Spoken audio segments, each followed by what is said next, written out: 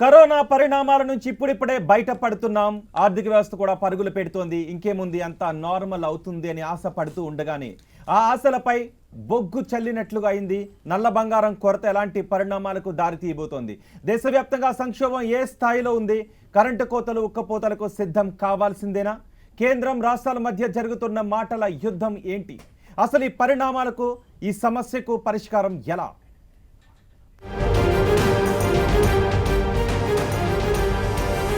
బొగ్గే బంగారమాయనే అని పాడుకోవాల్సిన రోజులివి. దేశవ్యాప్తంగా ఆ స్థాయిలో సంక్షోభం ఉందిప్పుడు. ఒక్కో రాష్ట్రం ఒక్కోలా ఒక్కో సమయంలో కరెంటు కోతలు స్టార్ట్ చేశాయి. దసరా దాటేశాం. దీపాల పండుగ దీపావళి వరకు ప్రతి ఇంట్లో చీకట్లు తప్పదా? అసలు ఈ పరిస్థితికి కారణం ఏంటి? సంక్షోభం ఉందని రాష్ట్రాలు అంటున్నాయి. కావలసినన్ని నిల్వలున్నాయి, అడగండి ఇచ్చేస్తామని కేంద్రమంటోంది. ఎవరి మాట నిజం? కోత వెనక వాతలు ఉండబోతున్నాయా? ఇలాంటి ప్రశ్నలే ఇప్పుడు ఓ సగటు భారతీయుడిలో వినిపిస్తున్నాయి.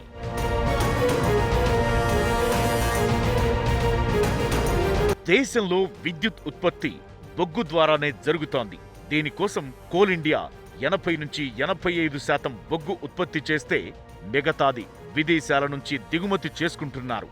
వరల్డ్ వైడ్ గా బొగ్గు నిల్వల్లో భారత్ 4వ స్థానంలో ఉంది. ప్రపంచంలో 2వ అతిపెద్ద బొగ్గు దిగుమతిదారు కూడా మనమే. దిగుమతి చేసుకుందామంటే బయట రేట్లు భగ్గుమంటుండడంతో సాధారణంగా దిగుమతులపై ఆధారపడే పవర్ ప్లాంట్లు ఇప్పుడు దేశంలో లభించే బొగ్గు వైపు చూస్తున్నాయి. ఇప్పటికే ఇబ్బంది పడుతున్న దేశీయ బొగ్గు సరఫరాపై ఇది మరింత ఒత్తిడిని పెంచింది.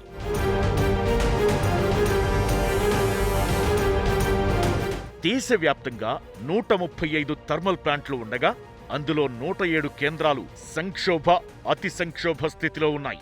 కొన్నైతే దాదాపు క్లోజ్ అయ్యాయి. మామూలుగా అయితే ఏ థర్మల్ ప్లాంట్లో అయినా తక్కువలో తక్కువ 14 రోజులకు నిల్వలు ఉండాలి. అయితే ఇప్పుడు చాలా కేంద్రాల్లో 2 రోజులకు సరిపడా స్టాక్ కూడా లేదు. బొగ్గు విద్యుత్ ప్లాంట్లకు రోజువారీ 18.5 లక్షల టన్నుల బొగ్గు అవసరం కాగా రోజుకు 17.5 లక్షల టన్నుల బొగ్గు మాత్రమే సరఫరా అవుతోంది. అయితే వాతావరణం అనుకూలిస్తే దీన్ని 19 లక్షల టన్నులకు పెంచుతామని కోల్ ఇండియా హామీ ఇస్తున్నా అది వర్కౌట్ అవుతుందా కాదా అన్న అనుమానాలు ఉన్నాయి.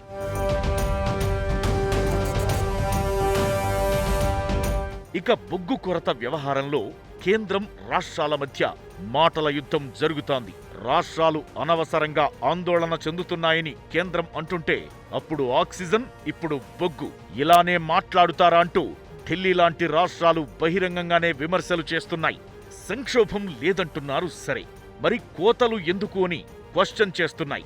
క్షేత్రస్థాయిలో పరిస్థితి ఆందోళనకరంగా ఉంటే కేంద్రం అంతా బానే ఉందని అనడమేంటని ఫైర్ అవుతున్నాయి. ఏపీతో పాటు కేరళ, రాజస్థాన్, తమిళనాడు, ఢిల్లీ, పంజాబ్లో విద్యుత్ సరఫరా పరిస్థితి క్రమంగా దిగజారుతోంది. కొన్ని రాష్ట్రాల్లో 13 గంటలు కోతలు కూడా పడుతున్నాయి.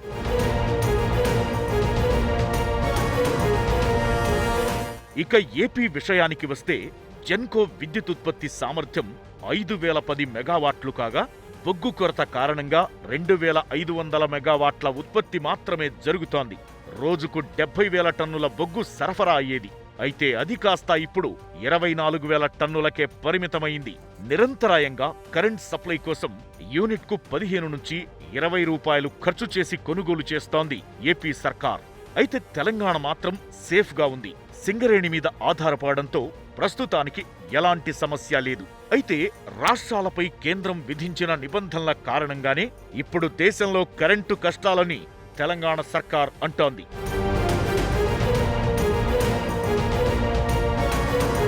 ఇక కొన్ని పరిశ్రమలకు బొగ్గు ఉత్పత్తిని కేంద్రం ఆపేసింది. ఇక బొగ్గు కొరత కారణంగా ఏర్పడే విద్యుత్ కోతల ప్రభావం ఐరన్, స్టీల్, అల్యూమినియం, సిమెంట్ ఉత్పత్తి పరిశ్రమలపై పడే ఛాన్స్ ఉంది. 40% బొగ్గు ధరలు పెరిగిన వేళ దిగుమతులపై ఎక్కువ ఆశ పెట్టుకునే పరిస్థితి లేదు. అయితే ఇప్పుడు కనిపిస్తున్న హోప్ ఒక్కటే, వచ్చేది చలికాలం సీజన్.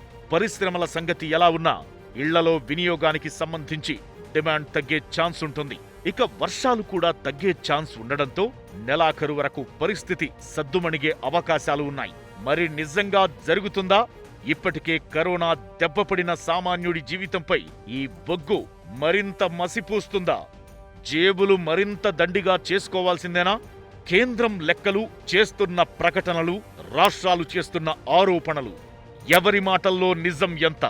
చర్చిద్దాం రచ్చబండలో.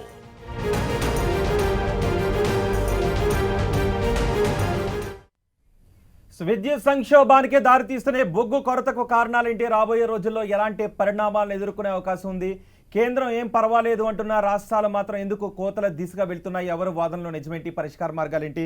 ఈ అంశంపై కూలంకుషంగా మనం చర్చించబోతున్నాం ఈ రచ్చబండలో చర్చించడానికి మనకి అందుబాటులో ఉన్నారు అనిల్ కుమార్ గారు, general secretary, Telangana electricity assistant engineers association నుంచి. అలాగే వేణుగోపాల్ గారు, విద్యుత్ రంగ నిపుణులు. ఇక సూర్యప్రకాష్ గారు, మాజీ ఈఆర్సీ చైర్మన్ మనకు అందుబాటులో ఉన్నారు. ఇక కుమారస్వామి గారు, విద్యుత్ రంగ నిపుణులు. మోహన్ గారు, రిటైర్డ్ ఎగ్జిక్యూటివ్, సింగరేణి నుంచి మనకు అందుబాటులో ఉన్నారు. ఎస్, అందరికీ నమస్కారం అండి. సో ముందుగా వేణుగోపాల్ గారు ఉన్నారు, విశ్లేషకులు. వేణుగోపాల్ గారు, ఈ సంక్షోభాన్ని ఎలా చూడాలి? అసలు ఈ సంక్షోభానికి ప్రధాన కారణం ఏంటి అంటే ఏం చెప్తారు?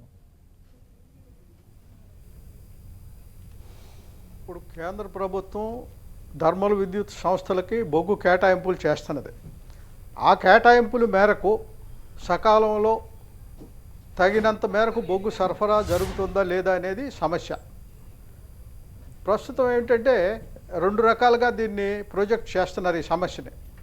బొగ్గు సమృద్ధిగా ఉంది, అయితే ఆ విద్యుత్ ఉత్పత్తి కంపెనీలు బొగ్గు సంస్థలకి బకాయిలు పెట్టాయి, అందువల్ల వాళ్ళు సరఫరా చేయటం లేదనేది ఇంకొక వాదన. ఒకవేళ అదే నిజమైతే బొగ్గు కంపెనీల దగ్గర, బొగ్గు గనుల దగ్గర నిల్వలు బాగా పెరగాలి. ఎందుకంటే సరఫరా చేయకపోతే వాళ్ళు ఉత్పత్తి చేసింది పేరుకుపోతే నిల్వలు ఉండాలి. అందువల్ల రెండోది, ఇప్పుడు కేంద్ర ప్రభుత్వం ఏ థర్మల్ కేంద్రానికి ఎంత బొగ్గు కేటాయించింది దేశవ్యాప్తంగా, ఎవరు తీసుకోవటం లేదు. ఆ కేటాయింపు ప్రకారం మొత్తం ఎంత బొగ్గు అవసరం, బొగ్గు గనుల దగ్గర ఎంత మేరకు నిల్వలు ఉన్నాయి, ఆ విషయాలు బయట పెడతలా. అవి పెట్టకుండా కొరత లేదంటే కుదరదు ఒకటి. రెండోది, బొగ్గు ఉన్నా కూడా ఈ రైల్వే వ్యాగన్లు కానీ లేకపోతే షిప్పింగ్ వ్యవహారం కానీ, అంటే బొగ్గు రవాణాకు అవసరమైన ఏర్పాట్లు అవన్నీ కూడా సకాలంలో తగినంతగా ఉండాలి. అవి లేకపోయినా బొగ్గు ఉన్నా కూడా సరఫరా జరగదు. అందువల్ల ఏంటంటే ఈ బొగ్గు మంత్రిత్వ శాఖ, విద్యుత్ మంత్రిత్వ శాఖ, షిప్పింగ్ మంత్రిత్వ శాఖ, రైల్వే మంత్రిత్వ శాఖ ప్రధానంగా వీటి మధ్యన వీటన్ని సమన్వయం ఉండాలి. అలా సమన్వయంతో పనిచేస్తున్నాయా లేదనేది ఒక విషయం. రెండోది, కేటాయింపుల మేరకు బొగ్గు ఉత్పత్తి ఎంత జరగాలి, అలా జరిగేందుకు ప్రణాళికలు ఏంటి, వాటిని అమలు చేయించడానికి కేంద్రం చేస్తున్న ప్రయత్నాలు ఏంటి, అవి సక్రమంగా జరుగుతుంటే బొగ్గు కొరత సమస్య ఉండదు. బొగ్గు నిక్షేపాలు కావలసిన ఉన్నాయి. మరో పక్కన విదేశీ ప్రత్యక్ష పెట్టుబడులను బొగ్గు గనుల తవ్వకానికి కేంద్రం అనుమతిస్తున్నది. ఇక్కడ బొగ్గు గనుల వేలం వేసి ప్రైవేటు వాళ్ళకి అప్పు చెబుతుంది. అందువల్ల బొగ్గు నిక్షేపాల కొరత కాదు, అది నిక్షేపాలు ఉన్నాయి. మనకి కోల్ ఇండియా లిమిటెడ్, సింగరేణి, ఇంకా మిగతా బొగ్గు కంపెనీల ఉత్పత్తి సామర్థ్యం కూడా గణనీయంగా ఉంది. అవి వాటితో సక్రమంగా అవసరమైన మేరకు బొగ్గు ఉత్పత్తి చేయించడంలో కేంద్రం సఫలమవుతుందో విఫలమవుతుందో అనేది ఇక్కడ సమస్య. అంటే మనం విద్యుత్తుని 70% బొగ్గు ఆధారంగానే విద్యుత్తును ఉత్పత్తి చేస్తున్నాం. ఈ బొగ్గు కొరత అనేది ప్రపంచవ్యాప్తంగా ఉంది. మనం చైనాలో కూడా చూసాం, అది భారతదేశాన్ని కూడా తాకింది. ప్రపంచవ్యాప్తంగా ఈ బొగ్గు సంక్షోభం ఉంది అని చెప్తున్నారు. ఈ నేపథ్యంలో మనం సరిపడా బొగ్గు నిల్వలు విద్యుత్ ఉత్పత్తి కేంద్రాల దగ్గర ఉంచుకోవడంలో విఫలమయ్యామని చెప్తున్నారు. సో ఈ విఫలాన్ని ఎలా చూడాలి? ఈ అంచనాల్లో తప్పిదాన్ని ఎలా చూడాలి? దానికి ఎవరిని బాధ్యులను చేయాల్సిన అవసరం ఉంటుంది? ఇప్పుడు అందుకే కేంద్ర ప్రభుత్వం ఇప్పుడు బొగ్గు గనులు ఎవరికి ఏ ప్రాజెక్టుకి ఎంత సరఫరా చేయాలి, ఏ థర్మల్ విద్యుత్ స్టేషన్కి ఎంత సరఫరా చేస్తుంది, సరఫరా చేయలేకపోతే అందుకు కారణాలు ఏంటి, ఈ వాస్తవాలు బయట పెట్టాల్సిన బాధ్యత కేంద్ర ప్రభుత్వానిదే. బొగ్గు గనులన్నీ బొగ్గు మంత్రిత్వ శాఖ కిందే ఉన్నాయి. ఆ వాస్తవాలు చెప్పకుండా కప్పెడుతున్నారంటే ఆ లోపం కేంద్ర ప్రభుత్వం దగ్గర ఉందని మనం భావించాలి. అక్కడ ఏ లోపం లేకపోతే వాస్తవాలన్నీ బయట పెడతారు, ఎవరు కారణమనేది చెప్తారు. అలా కాకుండా ఆ వాస్తవాలు బయట పెట్టకుండా కొరత లేదు, రాష్ట్రాలది తప్పు అన్న పద్ధతిలో మాట్లాడితే అది సరైంది కాదు ఒకటి. రెండోది, బొగ్గు ఉత్పత్తి ప్రణాళికలు ఏ రకంగా చేశారు, ఎంత ఉత్పత్తి చేయాలి, అది జరుగుతుందా లేదా, అవి ఆ వస్తువులన్నీ బయట పెట్టాలి, కేంద్రమే బయట పెట్టాలి, అది పెట్టలేదు. రెండోది కేంద్రం బయట ఒకవేళ పెట్టకపోవడంలో ఈ ఉద్దేశాన్ని ఎలా థర్మల్ చూడాలంటారు? విద్యుత్ కేంద్రం బయట పెట్టకపోవడంలో ఉద్దేశాన్ని ఎలా చూడాలంటారు? ఏ ఉద్దేశంతో బయట ఉద్దేశం ఏముంది? కేంద్ర ప్రభుత్వ కేంద్ర ప్రభుత్వ వైఫల్యం బయటపడుతుంది కనుక వాస్తవాలు బయట పెడతలా. ఇప్పుడు లేకపోతే మేము సక్రమంగా పనిచేస్తున్నామంటే ఎవరైనా అతిగా ప్రచారం చేసుకుంటారు, కప్పెట్టరు కదా వాస్తవాలు. అవి బయట పెడతలేదంటే అర్థం వైఫల్యం అక్కడే ఉందనేది ప్రధానంగా. రెండోది ఈ థర్మల్ విద్యుత్ ప్రాజెక్టులు, ఈ బొగ్గు సరఫరా కంపెనీలకి బకాయిలు పడితే మాకు బకాయిలు పెట్టారు కనుక మాకు బొగ్గు ఉన్నా కూడా ఆ ప్రాజెక్టులకి మేము సరఫరా చేయటం లేదు. ఆ వాస్తవాలు బయట పెట్టాల్సిన బాధ్యత కూడా బొగ్గు సంస్థలదే. వాళ్ళు కూడా ఎలాంటి ప్రకటనలు చేయట్లా. మా దగ్గర సమృద్ధిగా బొగ్గు ఉంది, వాళ్ళు మాకు బకాయిలు పెట్టారు, అందువల్ల వాళ్ళకి సరఫరా చేయటం ఆపేసామని చెప్పట్లా. ఆ వాస్తవాలు బయట పెడతలేదంటే అక్కడ కూడా పొరపాటు ఉంది. రెండోది ఒకవేళ కొన్ని థర్మల్ స్టేషన్లకు సంబంధించి బొగ్గు కంపెనీలకి బకాయిలు పెట్టాయని అనుకుందాం. ఇలాంటి పరిస్థితిలో ఏ రాష్ట్ర ప్రభుత్వమైనా ఏదో రకంగా నిధులను సమకూర్చుకుని ఆ బకాయిలను తీర్చి బొగ్గు తెచ్చుకోవడానికి ప్రయత్నిస్తుంది తప్ప మెదలకుండా కూర్చోదు బాధ్యత గల ఏ రాష్ట్ర ప్రభుత్వం కూడా. అందువల్ల ఏంటంటే వీటన్నిటికి సంబంధించిన వాస్తవాలన్నింటినీ బయట పెట్టాల్సిన బాధ్యత కేంద్ర ప్రభుత్వం దగ్గరే ఉంది. అవి పెట్టలేదంటే కుమారస్వామి గారు కూడా మనకు అందుబాటులో ఉన్నారు. కుమారస్వామి గారు, ఈ సంక్షోభానికి కేంద్ర ప్రభుత్వ విధానాలే కారణం. కొన్ని నిజాలను కేంద్ర ప్రభుత్వం బయట పెట్టట్లేదు. కేటాయింపుల విషయం గురించి బయట పెట్టాలి, ప్రొడక్షన్ ఎంత ఉందనే బయట పెట్టాలి, ఇవన్నీ బయట పెట్టట్లేదు అని చెప్తున్నారు. సో ఇవే కారణాలా, ఇంకేమైనా ఉన్నాయా? వీటి పర్యవసానం రాబోయే రోజుల్లో ఎలా ఉండబోతుంది విద్యుత్ రంగం పైన? ఒకటి, మన ప్రపంచంలో మన భారతదేశము నంబర్ 2 పొజిషన్లో కోల్ ప్రొడక్షన్లో కానీ ఇతర దేశాలకు ఎక్స్పోర్ట్ చేసే దానిలో కూడా చైనా తర్వాత మన భారతదేశమే ఉన్నది. ముఖ్యంగా ఈ సమస్య ఎలా వచ్చిందంటే, ఇప్పుడు మన భారతదేశంలో ఇయర్లీ 729 మిలియన్ టన్స్ బొగ్గును మనం ప్రొడక్ట్ చేస్తూ ఉన్నాము. చాలా అద్భుతంగా పనిచేస్తూ ఉన్నాం. కానీ ముఖ్యంగా ఈ సమస్య వచ్చిన సందర్భం ఏంటంటే, corona lockdown first wave start అయిన తర్వాత లాస్ట్ ఇయర్లో ఎఫెక్ట్ అయింది కదా మన దేశం. ఎఫెక్ట్ అయిన తర్వాత ఈ కరోనా వల్ల లాక్డౌన్ పీరియడ్ లోపల కోల్ మైన్స్ లోపల కొంత ప్రొడక్షన్ తగ్గిన మాట వాస్తవం. అదేవిధంగా సెకండ్ వేవ్లో కూడా, అంటే ఓవరాల్గా మనము సంవత్సరం 6 నెలలు మనం తీసుకుంటే 18 మంత్స్ లోపల దాదాపుగా 3 నెలల నుంచి 4 నెలల వరకు ఈ కోల్ మైన్ ప్రొడక్షన్లో కొంచెము తగ్గిన తర్వాత అంటే ఇంకో మనము సమన్వయ లోపం అనేది స్పష్టంగా కనబడుతూ ఉన్నది. కానీ ఇప్పటికైనా కేంద్ర ప్రభుత్వము ఇమీడియట్గా రెమెడియల్ స్టెప్స్ తీసుకున్నది. అది చాలా వరకు ఉపయోగపడినా కూడా రాష్ట్ర ప్రభుత్వాలు, ఇప్పుడు మన తెలంగాణ రాష్ట్రం విషయానికి వస్తే దాదాపుగా అంటే కేటీపీపీలో ఒక వారం 10 రోజులకు బొగ్గు నిల్వలు ఉన్నాయి. మిగతా స్టేషన్లలో 3-4 రోజులకు నిల్వలు ఉన్నట్టుగా మనకు సమాచారం ఉన్నది. ఈ థర్మల్ అసలు మన భారతదేశము విద్యుత్ జనరేషన్ అంతా కూడా 68% థర్మల్ మీదనే ఆధారపడి ఉన్నాం. కాబట్టి కేంద్ర ప్రభుత్వమైనా రాష్ట్ర ప్రభుత్వాలైనా చాలా సమన్వయంగా పనిచేయాల్సినటువంటి అవసరం ఉన్నది. ఇంకొకటి, ఇప్పుడు కేంద్రము భయపడుతున్నటువంటి అంశం ఏంటంటే, నెక్స్ట్ థర్డ్ వేవ్ కూడా సీరియస్గా రాబోతున్నది అనేది ఆరోగ్య నిపుణులు చెప్తా ఉన్నారు. దానికి అనుగుణంగా ఖచ్చితంగా వాళ్ళు ఈ చర్యలు తీసుకుంటున్నట్టుగా ఇప్పుడు కేంద్ర మంత్రి గారు మొన్న అనౌన్స్ చేశాడు. ఆల్రెడీ కోల్ ఇండియా దగ్గర 4 లక్షల టన్నుల బొగ్గు ఉన్నది. మనకు 24 రోజుల వరకు కూడా విద్యుత్ ఉత్పత్తి చేసుకోవడానికి సరిపోతుంది అనేది స్టేట్మెంట్ ఇవ్వడం జరిగింది. అయినప్పటికీ ఇప్పుడు కోల్ మైన్స్ అన్నీ కూడా గవర్నమెంట్ ఆఫ్ ఇండియా కంట్రోల్కి వెళ్ళిపోయినాయి. ఇంతకుముందు సింగరేణి కానీ ఇతర మన కోల్ లింకేజ్ ప్రకారం ఏ రోజు ఎన్ని వ్యాగన్స్ రావాలి, ఎన్ని టన్నుల బొగ్గు రావాలనేది వచ్చేది. కానీ ఇప్పుడు ఇమీడియట్గా గవర్నమెంట్ ఆఫ్ ఇండియాకి వెళ్ళిపోయింది. దానికి ఇంకా మనకు తెలంగాణ విషయంలోకి వస్తే, మనకు అంటే ఇప్పుడు థర్మల్ స్టేషన్స్ అన్నీ కూడా క్యాప్టివ్ మైన్ బేస్డ్గా థర్మల్ స్టేషన్స్ని నిర్మించుకుంటే బాగుంటుంది. ఉదాహరణకు మనకు భూపాలపల్లిలో కేటీపీపీ ఉన్నది. ఆ క్యాప్టివ్ మనకు థర్మల్ తాడిచెర్ల ప్రాజెక్టు మైన్ అంతా మన జెన్కోదే. కాబట్టి మనం సొంతంగా మన కోల్ని తీసుకొని మనం విద్యుత్ వినియోగానికి వాడుతూ ఉన్నారు. అలాంటి చర్యలు కూడా ఉపయోగపడుతుంది అనేది నా అభిప్రాయం. ఇంకొకటి ఏంటంటే అండి, ఈ లాక్డౌన్ ఫస్ట్ లాక్డౌన్ తర్వాత కోల్ మన అన్ని ప్రాజెక్ట్స్ అంటే ప్రైవేట్ ఇండస్ట్రీస్ కానీ చిన్న చిన్న పరిశ్రమలన్నీ కూడా క్లోజ్ చేసిండ్రు. క్లోజ్ చేయడం వల్ల విద్యుత్ వినియోగం తగ్గిపోయింది. ఎప్పుడైతే ఫస్ట్ వేవ్ క్లోజ్ అయిపోయి సెకండ్ వేవ్ కూడా క్లోజ్ అయ్యే టైంకి ఇప్పటికి ఏమవుతుందంటే విద్యుత్ వినియోగం పెరిగిపోయింది. అంటే చిన్న చిన్న పరిశ్రమలు కానీ కుటీర పరిశ్రమలు కానీ అన్నీ కూడా ఒకసారి విద్యుత్ వినియోగం కూడా పెరిగిపోయింది. అందుకే ఇప్పుడు ఇది నేషనల్ బిడ్ ఓపెన్ యాక్సెస్లో పవరు పర్చేజ్ చేస్తూ ఉంటాం. గతంలో యావరేజ్గా ఎంత ఉండేదంటే ₹2.35 పర్ యూనిట్ పడేది. ఇప్పుడు అది ₹15 వెళ్ళిపోయింది. పోయిన ఈ నెల 11th డేట్ రోజు అది ₹20 పర్ యూనిట్ కాస్ట్కి వెళ్ళిపోయింది. అంటే విద్యుత్ వినియోగం గ్రాడ్యువల్గా పెరిగిపోయింది. కోల్ సరఫరా తగ్గిపోయింది. ప్రధాన కారణంగా మనం పాండమిక్ సిచ్యువేషన్ కరోనాగా చెప్పొచ్చు. ఇంకొకటి ఏంటంటే విదేశాలలో కూడా ఇదే పరిస్థితి ఉన్నది.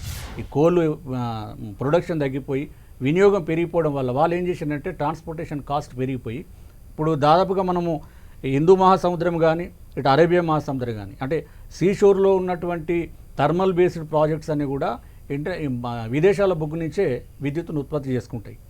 విదేశాలలో బొగ్గు ఇప్పుడు కొనాలంటే దానికి కాస్ట్ చాలా పెరిగిపోయింది.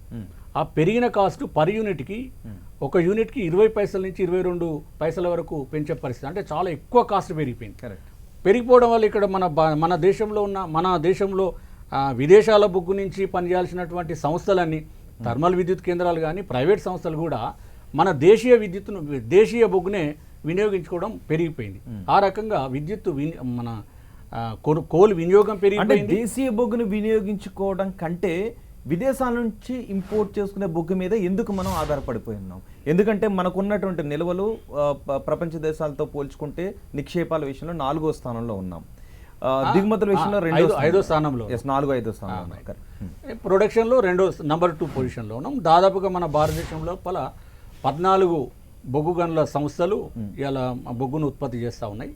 అంటే మీరు అడిగిన ప్రశ్న ఏంటంటే ఇన్ని నిక్షేపాలు ఇంత మనకున్నా కూడా విదేశీ మీద ఎందుకు ఆధారపడాలనేది మీరు అడుగుతున్నటువంటి విదేశాల మీద ఆధారపడడం కొరతలో సంక్షోభాన్ని ఎదుర్కొంటాం. అయితే ఒకటండి, ఇక్కడ ఏ మైన్ బ్లాక్ కానీ ఏ బొగ్గు ఉత్పత్తి సంస్థను పెట్టినా కూడా దాని యొక్క ప్రొడక్షన్ ఎంత ఇవ్వగలం అన్ఇంటరప్టెడ్గా, అంటే ఎలాంటి అన్ఇంటరప్టెడ్గా ఎంత ఇవ్వగలం అనే దాని ప్రకారం కోల్ లింకేజీ ఉంటుంది. గవర్నమెంట్ ఆఫ్ ఇండియా తర్వాత ఎవరైతే కొత్త గనులను కేటాయించడం ద్వారా కొరతను తీర్చొచ్చేమో. కొత్త గనులను కేటాయించడం ద్వారా కొత్త గనులను ఇప్పటికిప్పుడు కేటాయించడం వల్ల ఉత్పత్తి చేయాలి కదా, తీయాలి కదా. బొగ్గును తవ్వి తీసే దానిలోనే సమస్య కదా. అది కొత్త గన్లు ఇమీడియట్గా ఇవ్వడం వల్ల పెద్దగా ఉపయోగం ఉండదు. ఇప్పుడు ఇప్పుడు కేంద్ర ప్రభుత్వము ఇమీడియట్గా ఏం స్టెప్స్ తీసుకుంటున్నది, కోల్ ట్రాన్స్పోర్టేషన్ అంతా గవర్నమెంట్ ఆఫ్ ఇండియాకి వెళ్ళిపోయింది. ఎందుకు తీసుకున్నారంటే ముందస్తు చర్యగా తీసుకున్నారని నేను భావిస్తున్నా. నేను ఈ సందర్భంగా సెంట్రల్ గవర్నమెంట్కి అప్పీల్ ఏంటంటే కొన్ని పరిశ్రమలు కానీ సంస్థలకు బొగ్గును తగ్గించినా కూడా సరఫరా థర్మల్ విద్యుత్ కేంద్రాలకు నిరాటంకంగా సప్లై చేసే పద్ధతిలో చర్యలు తీసుకోవాలనేది నా అప్పీల్. అదే మిగతా సరుకు ఉత్పత్తి సంస్థలకు తగ్గించి విద్యుత్ ఉత్పాదక సంస్థలు సాధ్యమైనంత వరకు ఈ బొగ్గును తరలించడం ద్వారా ఆ పరిశ్రమలు కూడా భారం కొంత టైమే ఉంటుందండి. అది మొత్తము పూర్తిగా కాదు, స్టేబుల్ అయ్యేంత వరకు. జనరల్గా థర్మల్ స్టేషన్స్ అన్ని కూడా 15 రోజుల నుంచి 30 రోజుల వరకు సరిపోయేంత బొగ్గు నిల్వలతో ఎప్పుడు జనరేషన్ ఉంటుంది. అట్లాంటిది ఇప్పుడు 1 వీక్ పడిపోయి కొన్ని స్టేషన్లు 2-3 రోజులకు పడిపోయి కొన్ని రాష్ట్రాలలో ఇప్పుడు ఢిల్లీ కానీ పంజాబ్ హర్యానా కానీ రాజస్థాను బీహార్ లాంటి రాష్ట్రాల్లో ఛత్తీస్గఢ్ కొన్ని రాష్ట్రాలలో థర్మల్ స్టేషన్స్ షట్ డౌన్ చేసుకున్నట్లు కూడా మనం వార్తలు చూస్తూ ఉన్నాం. అంటే ఆ పరిస్థితికి సమన్వయం అనేది రాష్ట్ర ప్రభుత్వాలు కేంద్ర ప్రభుత్వాలు అంటున్నారు. సో రాబోయే రోజులు ఈ సంక్షోభం ఎంతగా దారితీసే అవకాశం ఉందని భయాలు వ్యక్తం అవుతున్నాయి. మొత్తం కూలంకుషంగా చర్చిద్దాం. మోహన్ రావు గారు ఉన్నారు, రిటైర్డ్ ఎగ్జిక్యూటివ్ సింగరేణి నుంచి. మోహన్ రావు గారు నమస్తే అండి. భారతదేశంలో ఇంకా 31,900 కోట్ల బొగ్గు నిల్వలు ఉన్నాయి. దేశంలో కొన్ని సంవత్సరాల పాటు సుమారు 100 సంవత్సరాలు 200 సంవత్సరాలకు పైబడి నిల్వలు సరిపోతాయి అని చెప్తున్నారు. అయినా ఇప్పుడు బొగ్గు సంక్షోభాన్ని మనం ఎదుర్కొంటూ ఉన్నాం. ఏంటి అసలు ఎలా చూడాలి దీన్ని? నిజానికి ఇది ఒక 1 మంత్ నుండి వింటున్న వార్తలు. భారతదేశంలో బొగ్గు సంక్షోభం అనేది ఉండకూడదు. ఎందుకంటే సిఏఎల్ దానికి అనుబంధంగా ఉన్న ఎస్సీసీఎల్ ఇస్కో బ్రహ్మాండంగా బొగ్గు ఉత్పత్తి చేస్తుంది. కానీ ఈ మధ్య కాలంలో వరల్డ్ వైడ్గా వచ్చే రాజకీయ పరిణామాలను కూడా మనం ఇక్కడ విశ్లేషించుకోవాల్సిన అవసరం ఉంది. మెయిన్గా చైనాకున్న ఆస్ట్రేలియాకున్న ఒప్పందాలలో బెడిసికొట్టడం వల్ల ఆస్ట్రేలియా నుండి బొగ్గు సరఫరా కొంత చైనాకు తగ్గినట్టు, చైనా నుండి వచ్చే దిగుమతులు ఆస్ట్రేలియాకు తగ్గినట్టు మనం వార్తలలో వింటున్నాం.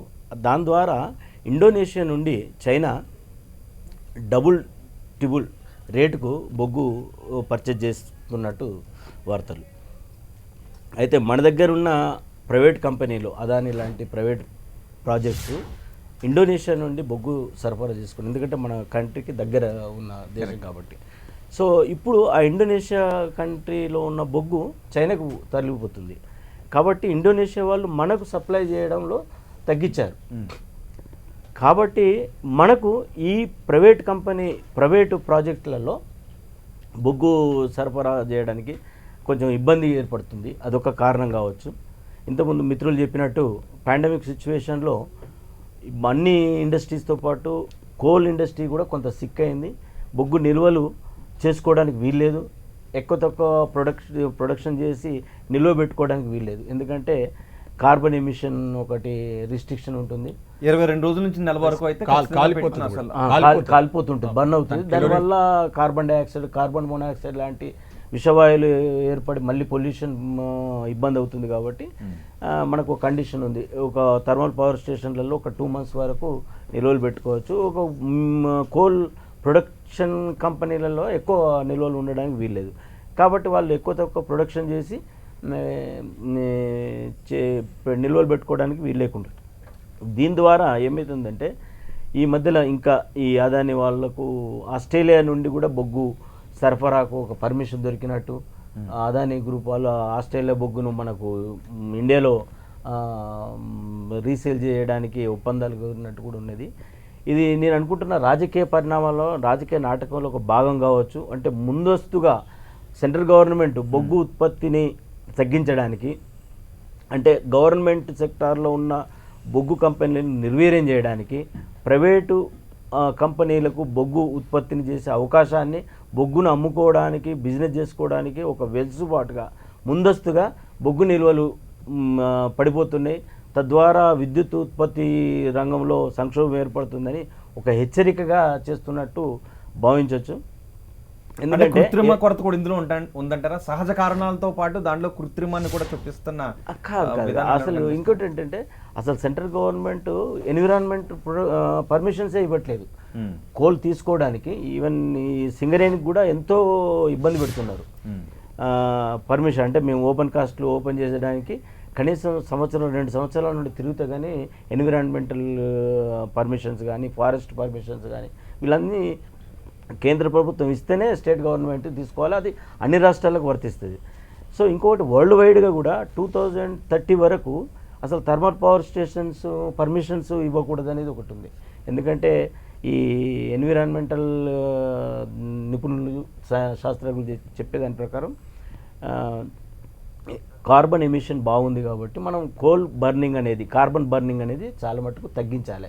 అందుకే ఆ డీజిల్ వాహనాలను కూడా ఇది చేస్తున్నారు, ఓన్లీ పెట్రోల్ అలో చేస్తున్నారు, ఎలక్ట్రిక్ వాహనాలు వస్తున్నాయి.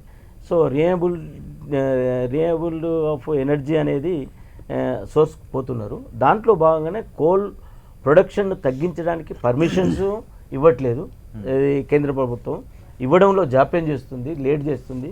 దానివల్ల కూడా అంటే ఇప్పటికిప్పుడు మనం రెన్యూబుల్ ఎనర్జీకి వెళ్ళిపోయే అవకాశం లేదు. ప్రపంచ దేశాలు చెప్తున్నాడు, భారత్ కూడా బొగ్గు ఆధారిత విద్యుత్ ఉత్పత్తిని తగ్గించాలి అంటున్నారు. కానీ ఇప్పటికే మనం 70% వరకు దాని మీద ఆధారపడి ఉన్న నేపథ్యంలో ఒక్కసారిగా తగ్గించుకునే అవకాశాలు లేవు. నిజంగా అలాంటి ప్రయత్నం చేస్తే ఎటువంటి పరిణామాలు సంభవించే అవకాశం ఉంటుందండి అనిల్ కుమార్ గారు? ఈ బొగ్గు సంక్షోభం కూడా విద్యుత్ సంక్షోభానికి రాబోయే రోజుల్లో ఎటువంటి పరిణామాలకు దారితీసే అవకాశం ఉంటుంది? ముందుగా చర్చలో పాల్గొంటున్న సహచరులకు అందరికీ నమస్కారం. బొగ్గు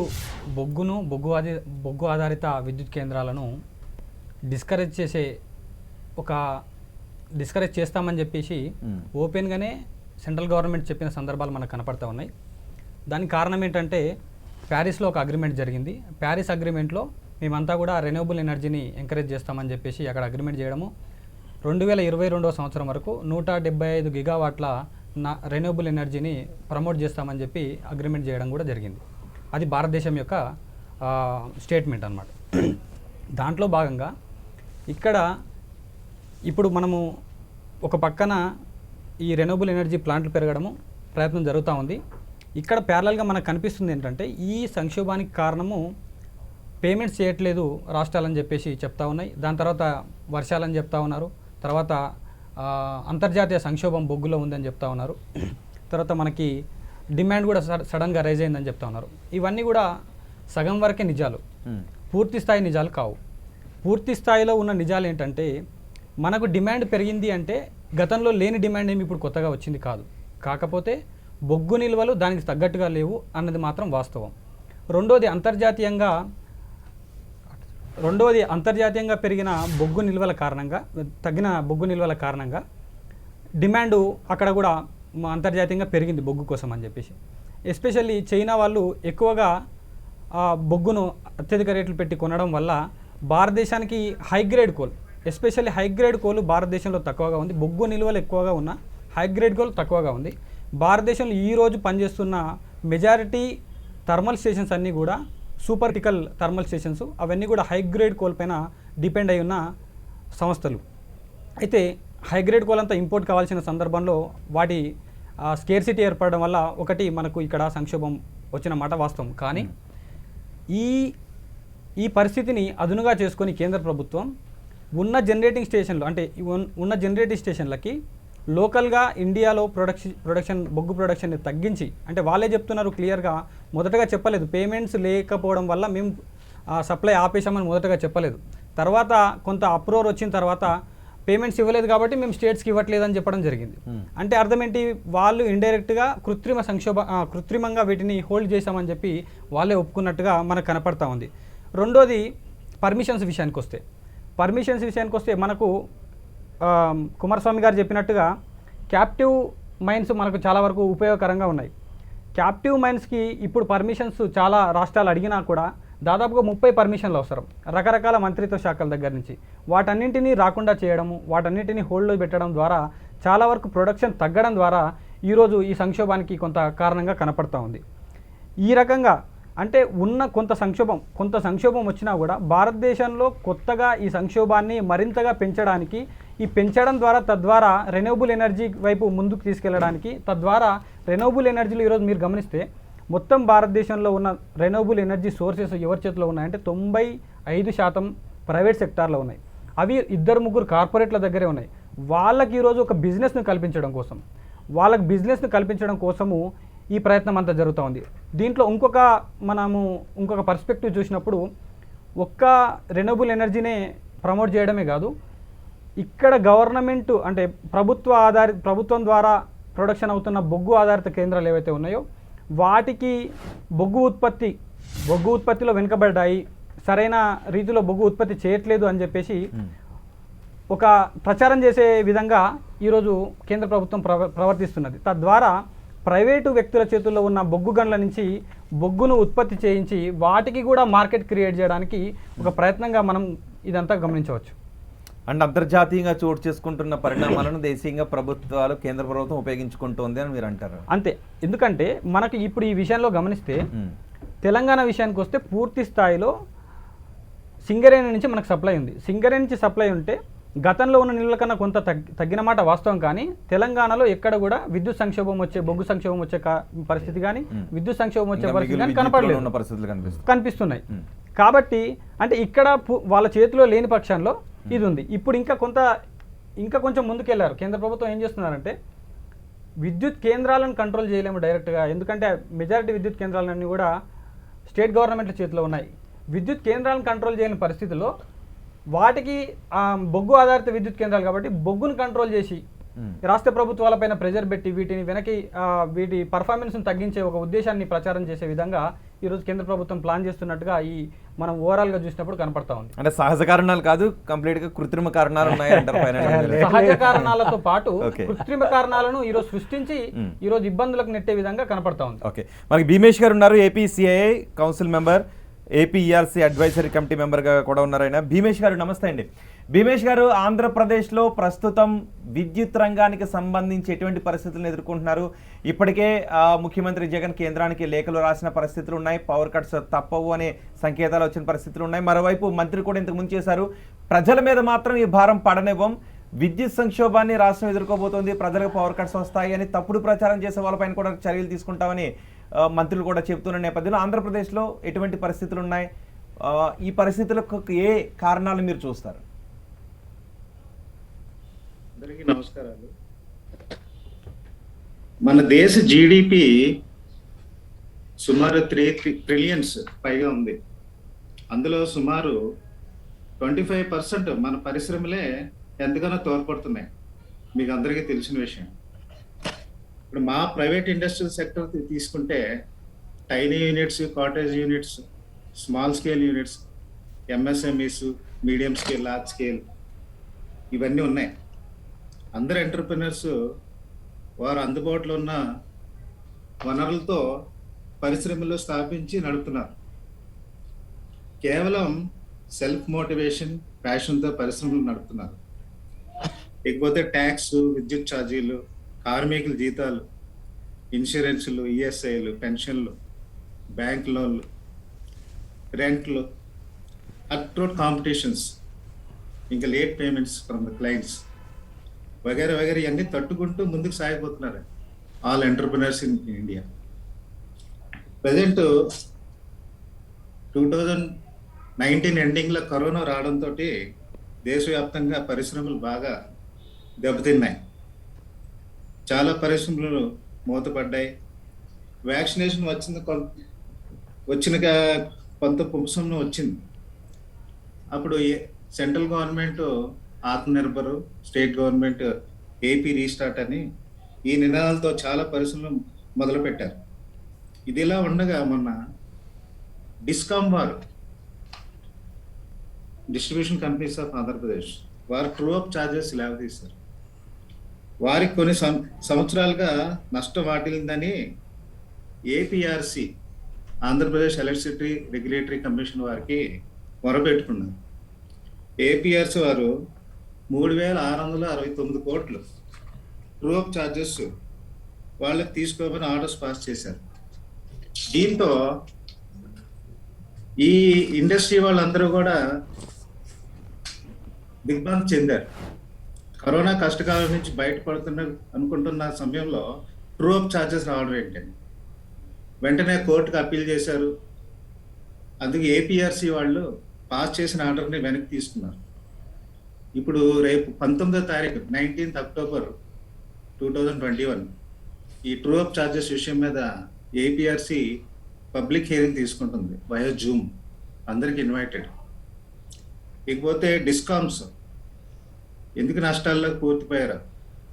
నష్టాల కూతికి గతంలో central government Uday scheme, Ujjwal discom assurance Yojana union cabinet ఆమోదం చేశారు 5th నవంబర్. అప్పుడు మన state government, government of Andhra Pradesh, AP state power distribution companies, next ministry of power, ఈ ముగ్గురి మధ్యన త్రిపార్టీ మెమరాండం ఆఫ్ అండర్స్టాండింగ్ ఒకటి అయింది 2016లో.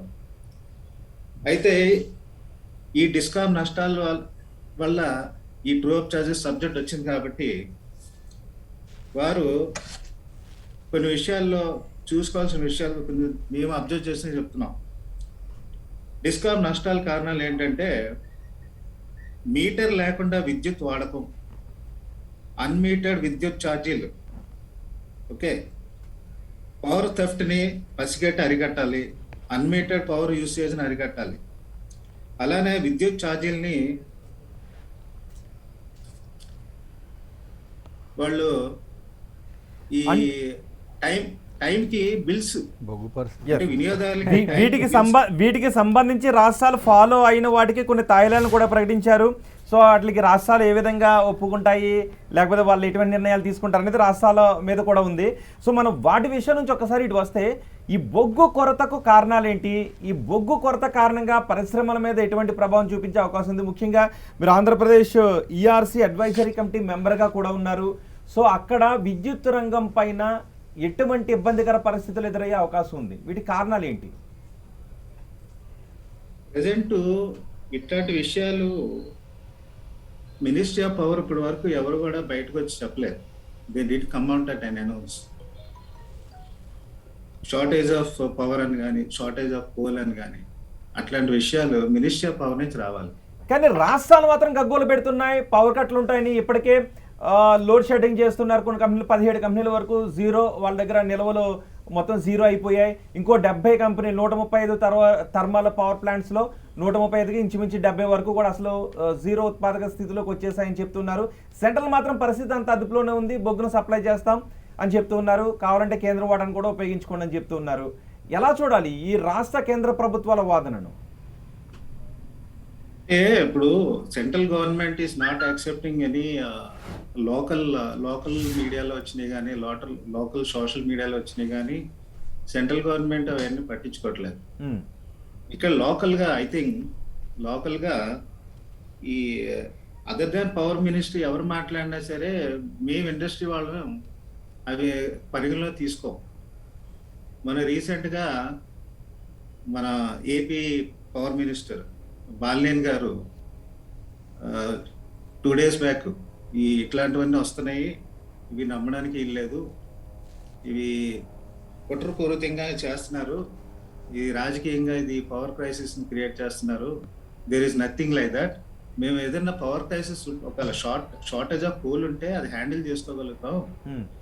That is nothing to do with that.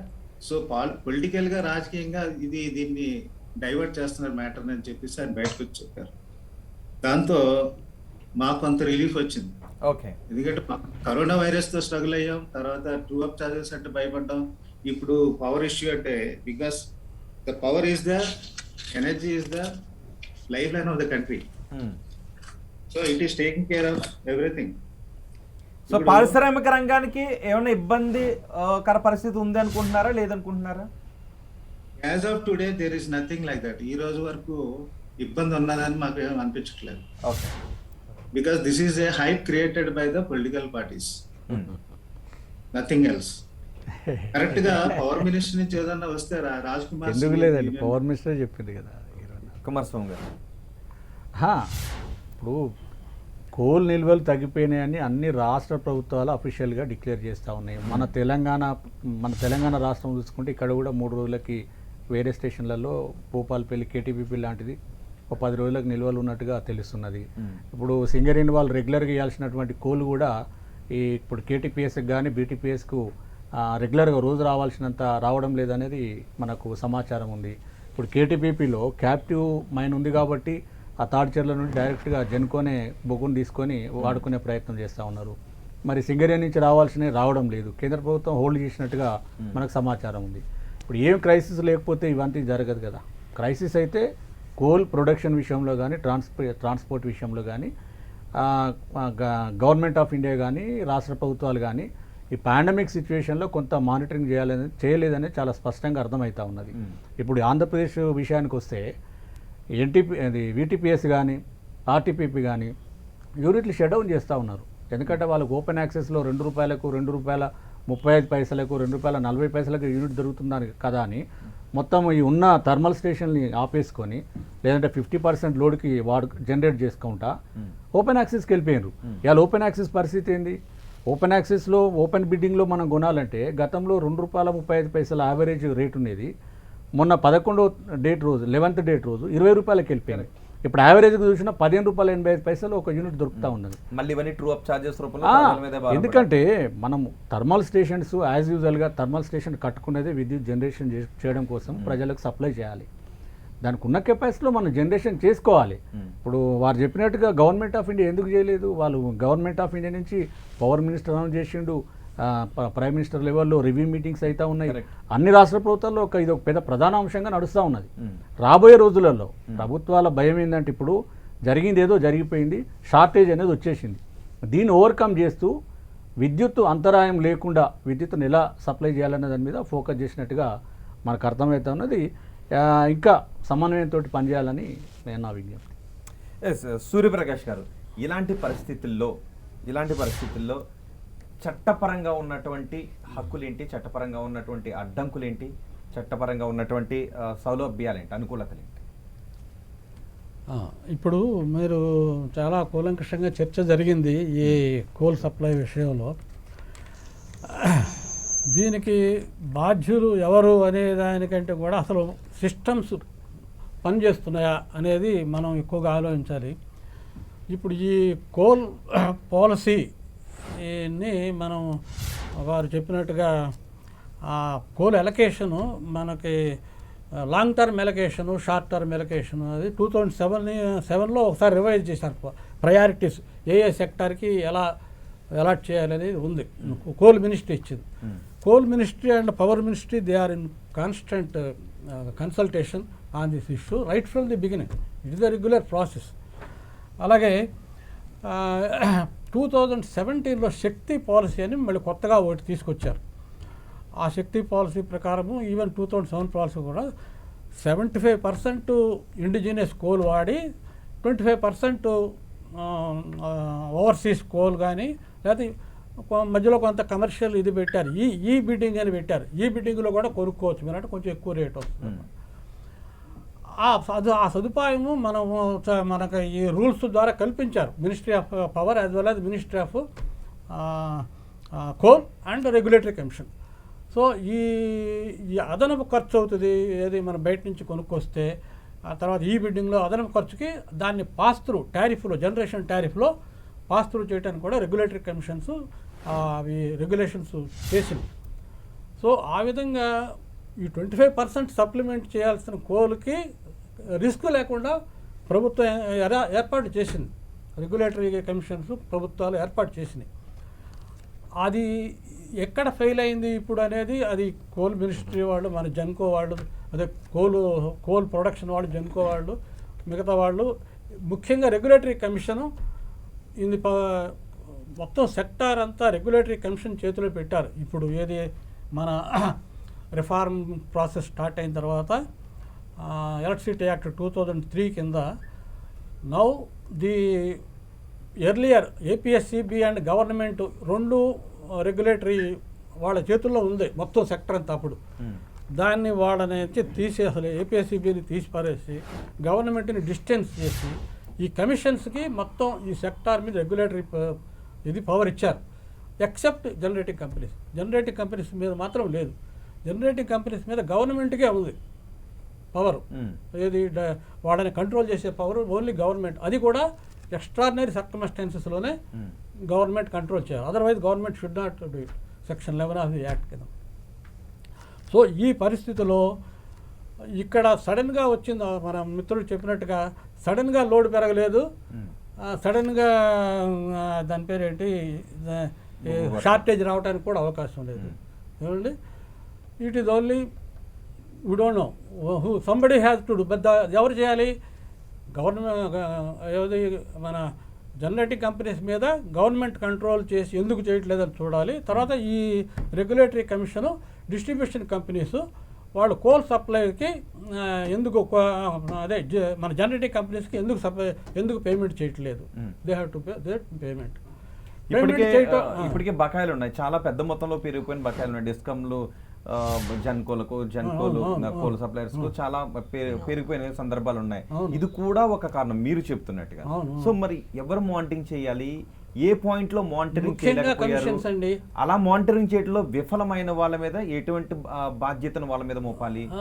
ఇప్పుడు బాధ్యత అనేది క్వశ్చన్ కాదండి. It is the question of institutional culture. దాన్ని డెవలప్ అవ్వాలి. అది ఇవాళ వచ్చి చేసేది ఏం లేదు. సో ఇది ఇప్పుడు రెగ్యులేటరీ కమిషన్స్ వాళ్ళు డిస్కమ్స్ పెర్ఫార్మెన్స్ని మానిటర్ చేయాల్సిన బాధ్యత. Control licence, it is a licensed agency, distribution company. They have to be under the control of the commission. They have to be obey. But whether the commissions are exercising that power, controlling power on the discom, is a $1 million question. So సంస్థలంతా కూడా ప్రభుత్వాలకు అనుకూలంగా ఎవరు ఉంటారో వాళ్ళని పెడతా ఉన్నారు. ఇప్పుడు తర్వాత మీరు ఇందాక అడిగారే వారు ఏది క్వశ్చన్, దేశీయ బొగ్గు ఉండగా ఫారిన్ బొగ్గు ఎందుకని? That's not correct. మీరు question it should be otherwise.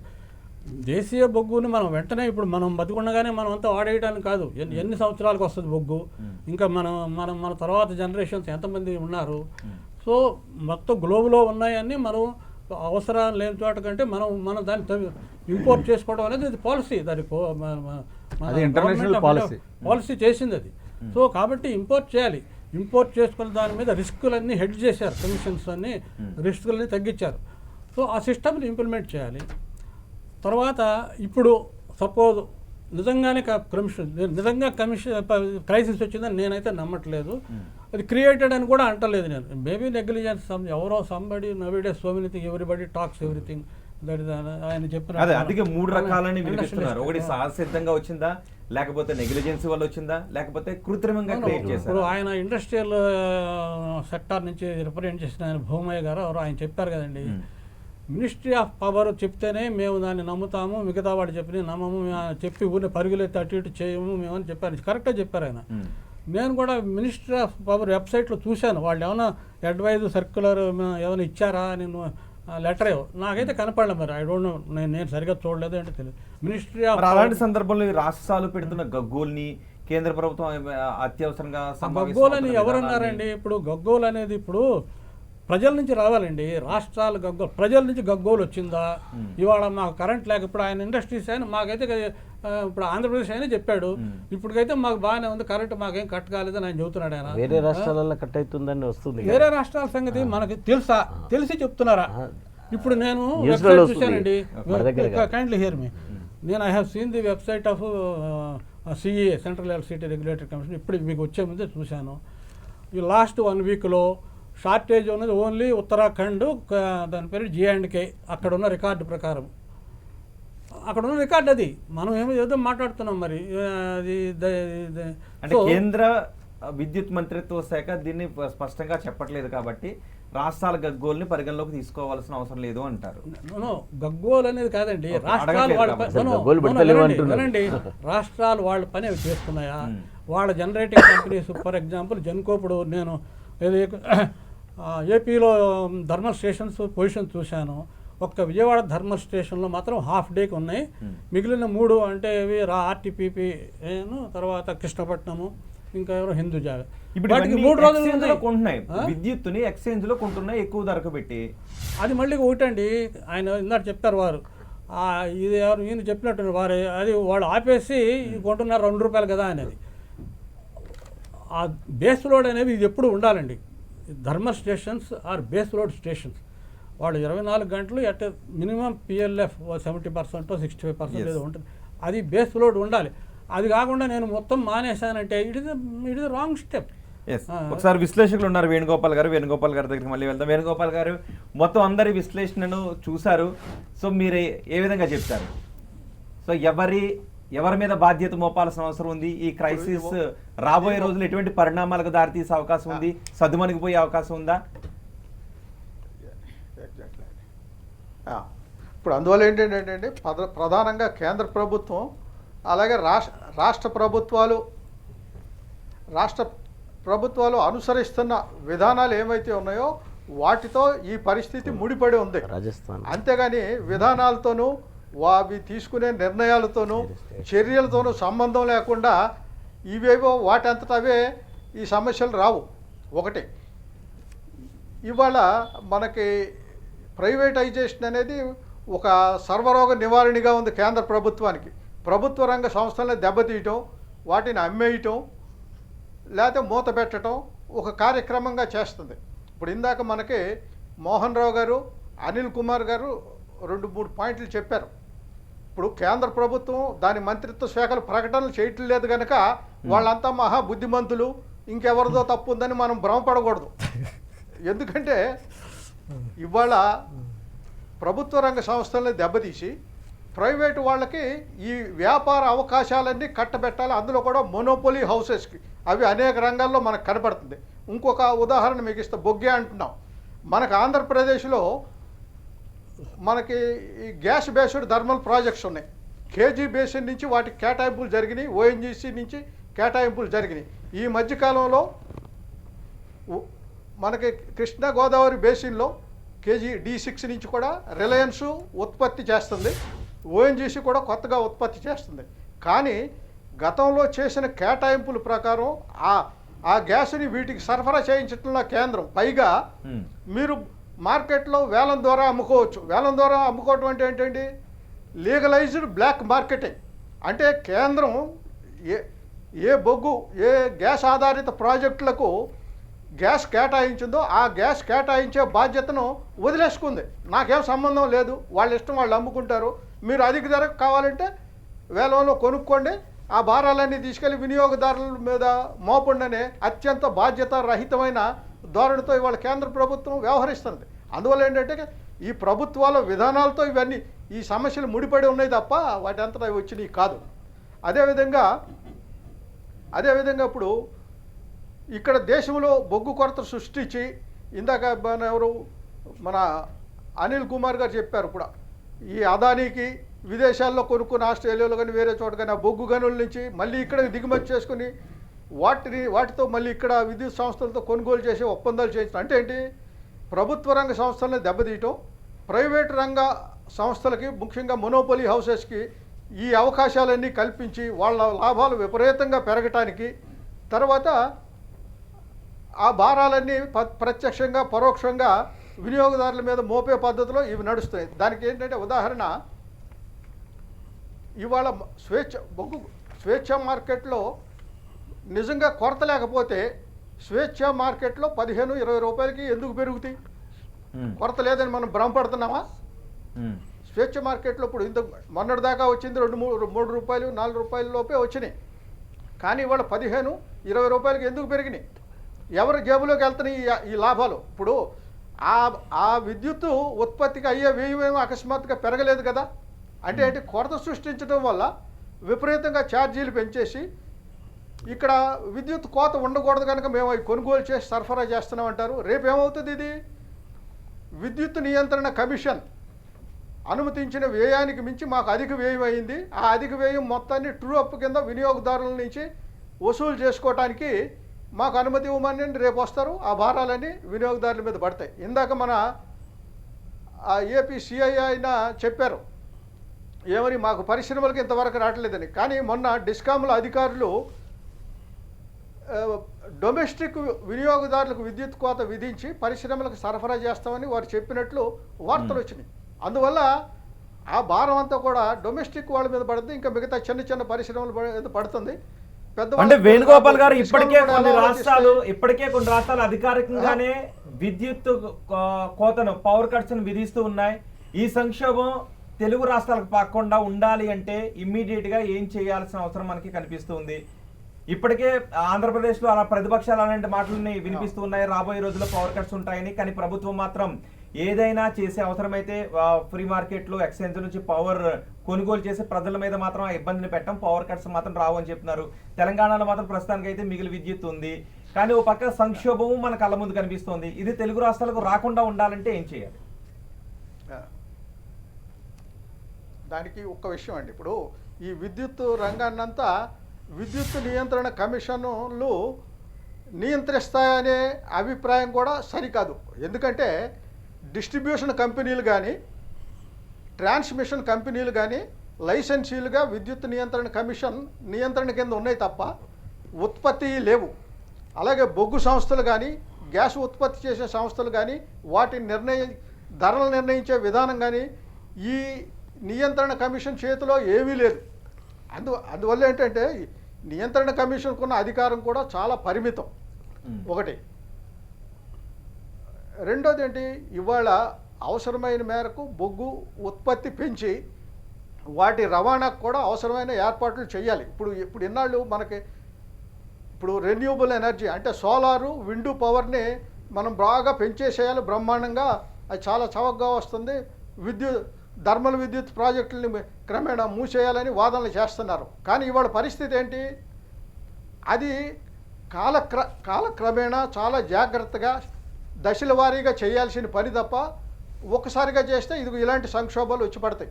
ఎందుకంటే ఇవాళ మనకి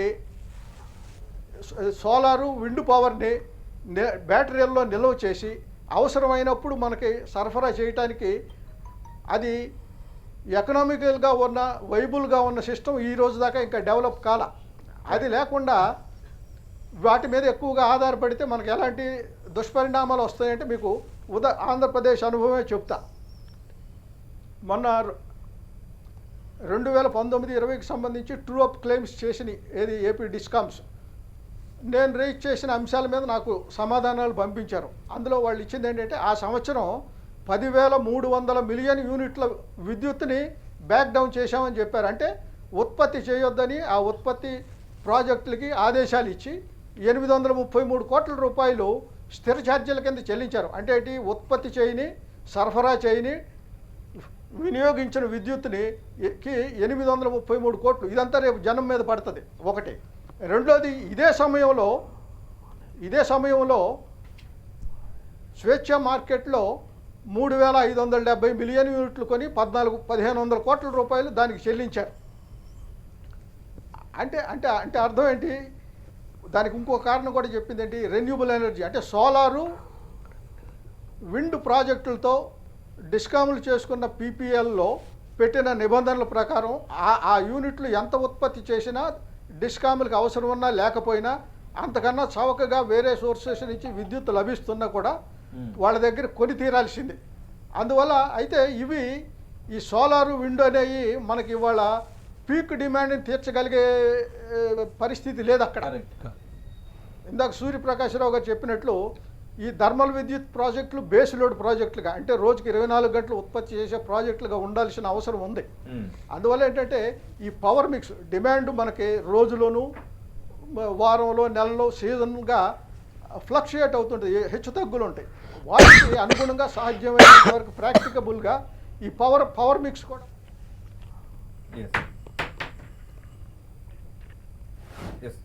కుమారస్వామి గారు ఒక సమన్వయంగా, అలా కాకుండా సోలారు విండ్ విపరీతంగా కొనటానికి అవసరానికి మించి కొనటానికి అది కూడా చాలా అధిక ధరలకు మర్చిపోకండి. ఇవాళ మార్కెట్లో ఉన్న 2.5-3 రూపాయలు కాదు, మన వాళ్ళు 11 రూపాయల దాకా కూడా కొనుగోలు చేసినవి ఉన్నాయి.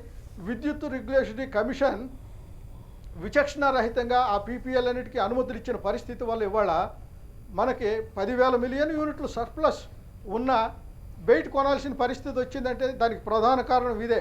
రెన్యూబుల్ ఎనర్జీ మన డిమాండ్ తీర్చలేని పరిస్థితి వచ్చింది. అందువల్ల కేంద్ర ప్రభుత్వం ఒక పక్క బొగ్గు ఉత్పత్తి పెంచి వాటి రవాణాకు సరైన సమన్వయంతో సకాలంలో థర్మల్ విద్యుత్ ప్రాజెక్టులకి సరఫరా చేయించే ఏర్పాటు చేయాలి ఒకటి. అదేవిధంగా ఆల్రెడీ ఇదివరకే గ్యాస్ బేస్డ్ ఆధారిత ప్రాజెక్టులకి చేసిన కేటాయింపుల ప్రకారం అక్కడ రిలయన్స్ నుంచి ఓఎన్జీసీ నుంచి అవసరమైన సహజ వాయువు వాటికి సరఫరా చేయించాలి. చేస్తే మనకు అక్కడ అసలు ఈ కొరత అనే సమస్య లేదు, పైగా మిగులు సమస్య. ఇప్పటికే మనకి గ్యాస్ ఆధారిత పరిశ్రమలు చాలా వరకు కనిపిస్తున్నాయి, గ్యాస్ లభ్యత కూడా లేకపోవడం వల్ల. కుమారస్వామి గారు, మనం చూస్తున్నాం ఒక్కో అభిప్రాయాన్ని వ్యక్తం చేస్తున్నారు, కానీ మన ముందు బొగ్గు కొరత ఉంది, విద్యుత్ సంక్షోభం కూడా ముందు ఉంది అనేది మాత్రం మనకి క్లియర్గా స్పష్టమవుతుంది. ఇప్పటికిప్పుడున్న వాస్తవ పరిస్థితులు ఏంటండి? ఎందుకంటే మనం చెప్తున్నారు ఒక 17-20 వరకు పరిశ్రమలో విద్యుత్ ఉత్పాదక సంస్థలు మూతపడ్డాయి. మూతపడడానికి సిద్ధంగా ఉన్నవి కూడా కొన్ని ఉన్నాయి, 1-2 రోజులకి సరిపడా నిల్వలు మాత్రమే ఉన్నాయి అని చెప్తున్నారు. ఇమ్మీడియట్గా మనం ఏం చేస్తే ఈ సంక్షోభం నుంచి బయటపడే అవకాశం ఉంటుంది, లేకపోతే రాబోయే వారం రోజుల్లో మన ముందున్న ఎటువంటి పరిస్థితులు ఉండే అవకాశం ఉంది? మనం ఒకటంటే ఇప్పుడు కేంద్ర ప్రభుత్వం నుంచి విద్యుత్ శాఖ మంత్రి గారు ఆర్కే సింగ్ గారు మొన్న ఒక ప్రకటన చేశారు. ఏంటంటే కోల్ ఇండియా దగ్గర ఆల్రెడీ 4 లక్షల మెట్రిక్ టన్స్ కోల్ నిల్వలు ఉన్నాయని చెప్పారు. వాటిని మరి ఏ విధంగా అన్ని రాష్ట్రాలకు కానీ అందరికీ ఎలా ట్రాన్స్పోర్ట్ చేస్తున్నారు, ఎలా పంపిణీ చేస్తున్నారు అనేది మనకు అంత ఇన్ఫర్మేషన్ లేదు. దాన్ని బట్టి చూస్తే ఏంటంటే ఇప్పుడు అప్పుడే మన ప్రకటన ప్రకారం 24 రోజుల వరకు మనకు విద్యుత్తు ఉత్పత్తి చేసుకోవడానికి సరిపోయేంత కోల్ నిల్వలు ఉన్నాయి, ఆ సమస్య లేదనేది గవర్నమెంట్ ఆఫ్ ఇండియా వాళ్ళు చెప్పింది. కాబట్టి ఎందుకు 1-2 రోజులకే అంటే ట్రాన్స్పోర్టేషన్ అంటే నేను అనుకోవడం ఏంటంటే కోల్ అలొకేషన్ జరగాలి, ట్రాన్స్పోర్టేషన్కి 1-2 డేస్ పడతా ఉంటుంది, ట్రైన్ వ్యాగన్స్లో రావాలి కదా, అట్లా కొంచెం సమయం తీసుకొని అట్లా అందరికీ ఎక్కడ కూడా పవర్ ఇంటరప్షన్ కాకుండా కోల్ని అందించే ప్రయత్నం చేస్తున్నట్టుగా మనం అనుకోవచ్చండి. ఎస్, అంటే ఇప్పుడు కోల్ని అందించడానికి మా దగ్గర నిల్వలు ఉన్నాయి, కోల్ని అందించడానికి అన్ని ప్రయత్నాలు చేస్తున్నారు.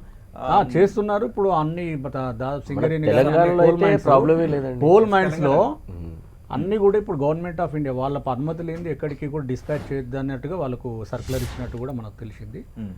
మరి గవర్నమెంట్ కేంద్ర ప్రభుత్వం చాలా సీరియస్గా అంటే ఇప్పుడు 2-3 రోజులు ఉన్న 2-3 రోజులకే సరిపోయే నిల్వలు ఉన్న విద్యుత్ ప్రాజెక్టులకి ఇంకా తగ్గిపోకుండా తక్షణమే ట్రాన్స్పోర్ట్ చేసే ప్రయత్నాలు చేయాలి.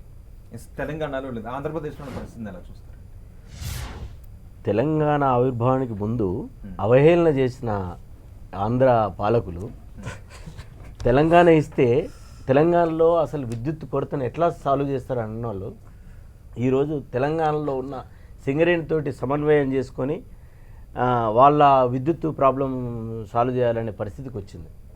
నిజానికి తెలంగాణ ఆవిర్భావం తర్వాత సీఎం కేసీఆర్ గారు ఛత్తీస్గఢ్ నుండి 1500 మెగావాట్ల విద్యుత్తును కొనుగోలు చేసి ఇమ్మీడియట్గా ప్రాబ్లంను కొంతవరకు తాత్కాలికంగా చేస్తూనే సింగరేణి తరఫున 1200 మెగావాట్ల విద్యుత్ ఉత్పత్తిని, తర్వాత కేటీపీఎస్ దగ్గర ఉన్న మణుగూరులో 800 మెగావాట్ల విద్యుత్ ఉత్పత్తిని, తర్వాత భూపాల్పల్లిలో 800 యూనిట్ల విద్యుత్ ఉత్పత్తిని ఆ ప్లాంట్లను త్వరితగతిన చేయడం వల్ల ఈరోజు తెలంగాణలో అసలు బొగ్గు ఉత్పత్తి కానీ తద్వారా పవర్ ప్లాంట్లు మనకు సరిపడే విద్యుత్ ఉత్పత్తి ఉంది. మనకు అందుకే 24 అవర్స్ క్వాలిటీ పవర్ ఇవ్వగలుగుతున్నాం. ఆంధ్రాలో అయితే వాళ్ళకు బొగ్గు ఉత్పత్తి లేదు కాబట్టి వాళ్ళు వేరే మళ్ళీ సింగరేణినో లేకపోతే ఇంకెక్కడ వేరే ఇండోనేషియా లాంటి దేశాలలో వేరే కోల్ ఇండియా దానిలో లింకేజెస్ ఉంటాయి. జనరల్గా ఏ పవర్ ప్లాంట్కైనా లింకేజెస్ ఉంటాయి ముందే పవర్ ప్లాంట్ పెట్టేటప్పుడే. ఆ లింకేజెస్ ద్వారా వాళ్ళు బొగ్గు తీసుకోవాల్సిన అవసరం ఉంది. మరి లింకేజెస్ ఎక్కడ ఫెయిల్ అవుతున్నది, ఎందుకు వాళ్ళకు సప్లై చేయలేకపోతున్నారు అనేది మనకు తెలియదు యాక్చువల్గా. ఒకవేళ అటువంటి పరిస్థితి ఉంటే మళ్ళీ సింగరేణి కూడా తెలుగు రాష్ట్రాలు కాబట్టి తప్పకుండా మాకు అంత కెపాసిటీ ఉంది. అంతకుముందు గతంలో 2 రాష్ట్రాలకు సప్లై చేసిన సింగరేణి ఇంకా కెపాసిటీ పెరుగుతూనే ఉంది కదా. ఇప్పుడు 70 మిలియన్ టన్నుల ఉత్పత్తి చేస్తున్నాం పర్ ఇయర్. ఒకసారి మనం భీమేష్ గారితో మాట్లాడదాం. భీమేష్ గారు, ఇప్పుడున్న పరిస్థితుల్లో పారిశ్రామిక అవసరాలకు కాకుండా బొగ్గును విద్యుత్ ఉత్పాదక సంస్థలకు మళ్లించడం ద్వారా ప్రయత్నాలు జరుగుతున్నాయని చెప్తున్నారు. సో అలాంటి ప్రయత్నాలు చేస్తే పరిశ్రమలపై ఏ విధమైన ప్రభావం పడే అవకాశం ఉంటుంది? మరోవైపు మీరు ఏపీ ఈఆర్సీ అడ్వైజరీ మెంబర్గా కూడా ఉన్నారు. అక్కడున్న పరిస్థితుల దృష్ట్యా ఇప్పటికే జగన్ కేంద్రానికి లేఖలు రాశారు, మాకు క్యాపిటల్ మైన్స్ను కేటాయించండి ఆంధ్రప్రదేశ్కి అని. సో ఆంధ్రప్రదేశ్ విషయంలో కేంద్ర ప్రభుత్వ దృక్పథం ఏ విధంగా ఉండాల్సిన అవసరం ఉంది ఇలాంటి పరిస్థితులు సంభవిస్తున్న నేపథ్యంలో?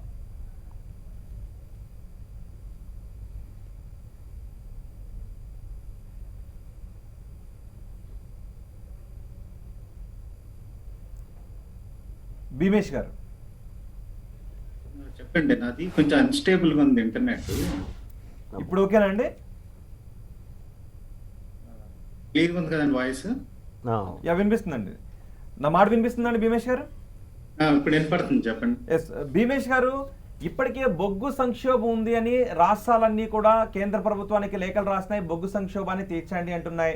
కేంద్ర ప్రభుత్వం బొగ్గు సంక్షోభం చూపిస్తున్న రాష్ట్ర ప్రభుత్వాలు గగ్గోలు పెడుతున్నంత స్థాయిలో లేదు, అంతా కూడా కంట్రోల్లో ఉందని కేంద్ర ప్రభుత్వం చెప్తుంది. మరోవైపు బొగ్గును పారిశ్రామిక అవసరాలకు కాకుండా విద్యుత్ ఉత్పాదన కోసమే మళ్లించేటటువంటి ప్రయత్నాలు చేస్తున్న తరుణంలో పరిశ్రమల మీద ఎటువంటి ప్రభావం పడే అవకాశం ఉంటుంది? రెండు, ఆంధ్రప్రదేశ్ ప్రభుత్వం క్యాపిటల్ మైన్స్ను కేటాయించండి అని కేంద్రాన్ని కోరుతుంది. సో ఆంధ్రప్రదేశ్ విషయంలో కేంద్ర దృక్పథం ఏ విధంగా ఉండాలి ఇలాంటి సందర్భాల్లో?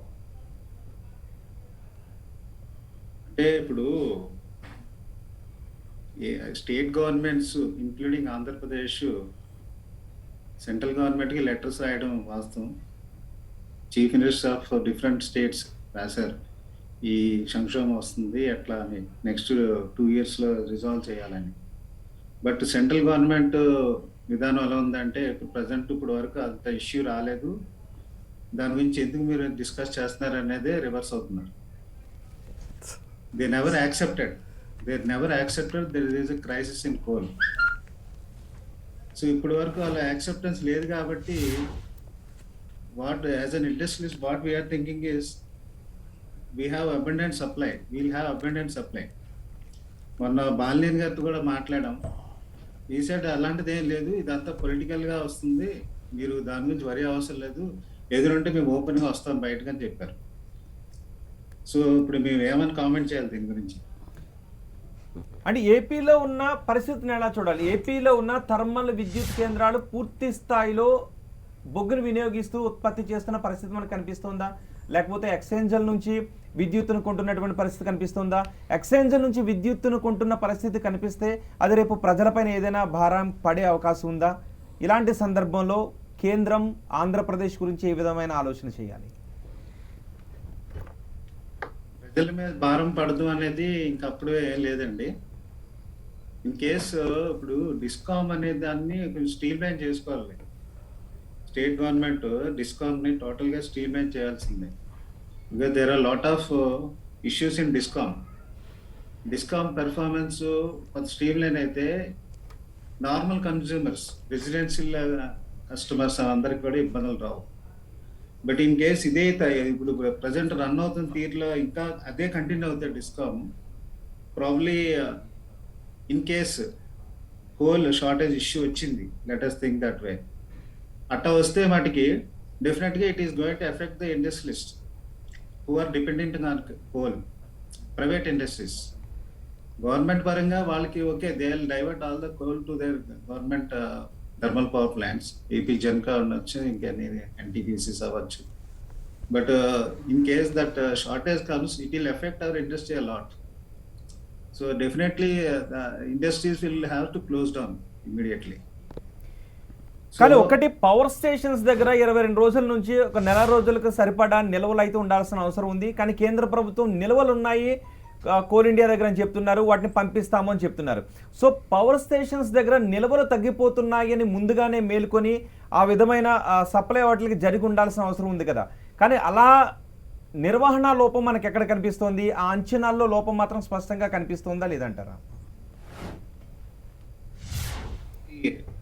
ఈ విషయానికి వస్తే ఇప్పుడు నిల్వలు ఉన్నాయి, there are lot of reserves of the coal in the country, sufficient reserves ఉన్నాయి.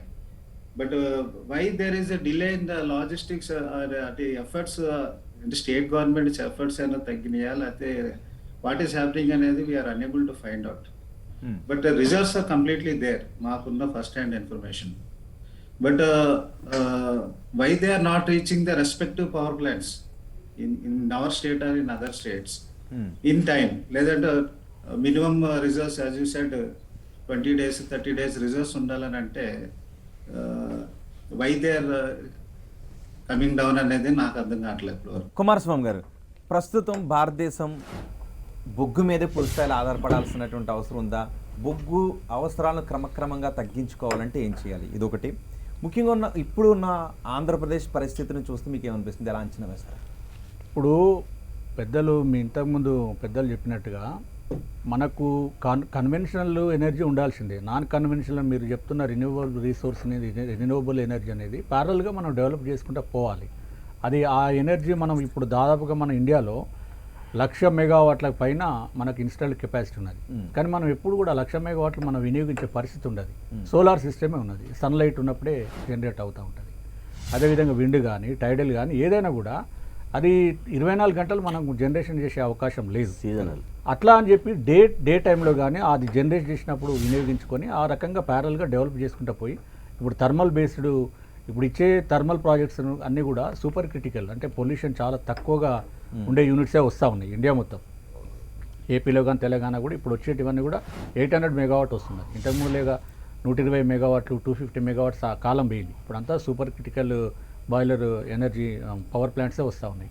ఇప్పుడు ఆంధ్రప్రదేశ్ విషయానికి వస్తే ఆంధ్రప్రదేశ్ దాదాపుగా ఇప్పుడు వైఎస్ఆర్సీపీ అధికారంలోకి వచ్చిన తర్వాత అంతకుముందు కూడా అంటే పూర్తి స్థాయిలో జనరేషన్ చేసినట్టుగా మనకు లెక్కలు చెప్తా ఉన్నాయి. ఇప్పుడు వాళ్ళు అక్కడ 50% కంటే తక్కువ, ఇప్పుడు వీటీపీఎస్ ఉన్నది విజయవాడలో, రాయలసీమలో ఆర్టీపీపీ ఉన్నది, కృష్ణపట్నం ఉన్నది. ఇవన్నీ కూడా థర్మల్ బేస్డ్ ఉన్న ప్రాజెక్టులు 50% లోడ్ తగ్గియడము, కొన్ని యూనిట్స్ని షట్ డౌన్ చేయడము, కంప్లీట్గా ఓపెన్ యాక్సెస్కి వెళ్ళడం, ఇట్లా కొన్ని వాళ్ళు చేసినట్టుగా. బొగ్గు కొరత బొగ్గు కొరత కోసం కాదు, బొగ్గు కొరత లేనప్పుడు బొగ్గు కొరత ఇప్పుడు మనం ఇప్పుడు ఈ 2-3 రోజులు ఈ వారం 10 రోజులు చెప్తున్నాం. కానీ అంతకుముందు పూర్తి స్థాయిలో వాళ్ళ కోల్ లింకేజ్ ఉండి జనరేషన్ చేసే కెపాసిటీ ఉన్నప్పటికీ ఓపెన్ యాక్సెస్లో ₹2.35 తక్కువ రేట్లో విద్యుత్ వస్తుందనే ఉద్దేశంగా దీని యొక్క నిర్వహణ భారం పెరుగుతుందని ఇట్లాంటి సాకులు ప్రభుత్వాలు చెప్తూ ఉంటాయి. ఇప్పుడు మన మిత్రులందరూ చెప్పినట్టు కేంద్ర ప్రభుత్వం కానీ రాష్ట్ర ప్రభుత్వం కానీ ఎట్లా అయిపోయినట్టు చాలా రాష్ట్ర ప్రభుత్వాలు కానీ కేంద్ర ప్రభుత్వం విధానము ప్రభుత్వ రంగ సంస్థలను అమ్మే కార్యక్రమంలో చాలా ముందున్నారు. కరోనా పాండమిక్ సిచ్యువేషన్ కానీ ప్రజల అవస్థలు కానీ ఇబ్బందులు కానీ పట్టించుకున్న పరిస్థితి లేదు. లక్షల కోట్ల రూపాయల ఆస్తులను వాళ్ళకు సంబంధించినటువంటి వ్యక్తులకు అమ్మే కార్యక్రమంలో చాలా పకడ్బందీ వ్యూహంతో అన్ని రకాలుగా అన్ని అవకాశాలను వాళ్ళు వినియోగించుకున్నట్టుగా చెప్తా ఉన్నాం. మనకు కనిపిస్తూ ఉన్నది. అసలు ప్రభుత్వ రంగంలో ఉన్నటువంటి సంస్థలు లక్షల కోట్ల రూపాయల ప్రజల ఆస్తులను ప్రైవేటు వ్యక్తులకు అమ్మడం అంటే బాధ్యత నుంచి తప్పుకోవడం ఒకటి. ఇంకా సామాజిక అంశాల విషయానికి వస్తే ఎస్సీ ఎస్టీ బీసీ రిజర్వేషన్లు ఉన్నాయి. ఈ సంస్థలన్నీ కూడా ప్రైవేట్ వ్యక్తులకు వెళ్ళిపోతాయి. రేపు వాళ్ళు ఎంత ఛార్జ్ పెట్టాలన్నా వాళ్ళు పెట్టాల్సినటువంటి పరిస్థితి అల్టిమేట్గా ప్రజలకు భారపడే అవకాశం ఉంటుంది. మనం డిస్ట్రిబ్యూషన్ రంగం చూడండి. ఇప్పుడు డిస్ట్రిబ్యూషన్ రంగాన్ని కూడా ప్రైవేటీకరణ చేయాలనేది ప్రభుత్వాలు ప్రయత్నం చేస్తూ ఉన్నాయి. కేంద్ర ప్రభుత్వము ఏకంగా 2003 ఎలక్ట్రిసిటీ యాక్ట్ను అమెండ్మెంట్ చేయాలనే ప్రయత్నం చేస్తూ ఉన్నది. దాంతో ఏమవుతుందంటే పూర్తిగా ఇప్పుడు బాగుండొచ్చు ప్రజలకి. ఏంటంటే ఇప్పుడు విద్యుత్ వస్తూ ఉన్నది, మాకేం భారం పడట్లేదు, సబ్సిడీ విద్యుత్ వస్తూ ఉన్నదని ప్రజలకి ఏమి ఇబ్బంది కనిపించకపోవచ్చు. అంటే ఆంధ్రప్రదేశ్ కొద్ది రోజులు పోయిన తర్వాత బొగ్గు పవర్ సంక్షోభం గురించి మనం మాట్లాడుకున్నట్లయితే ఆంధ్రప్రదేశ్లో ఇప్పుడు ప్రతిపక్షాలు చెప్తున్నట్టుగా పవర్ కట్స్కి సంబంధించి సంక్షోభం ఎదుర్కొనే అవకాశం ఏమైనా కనిపిస్తుందా? ఒక్క ఆంధ్రప్రదేశే కాదండి.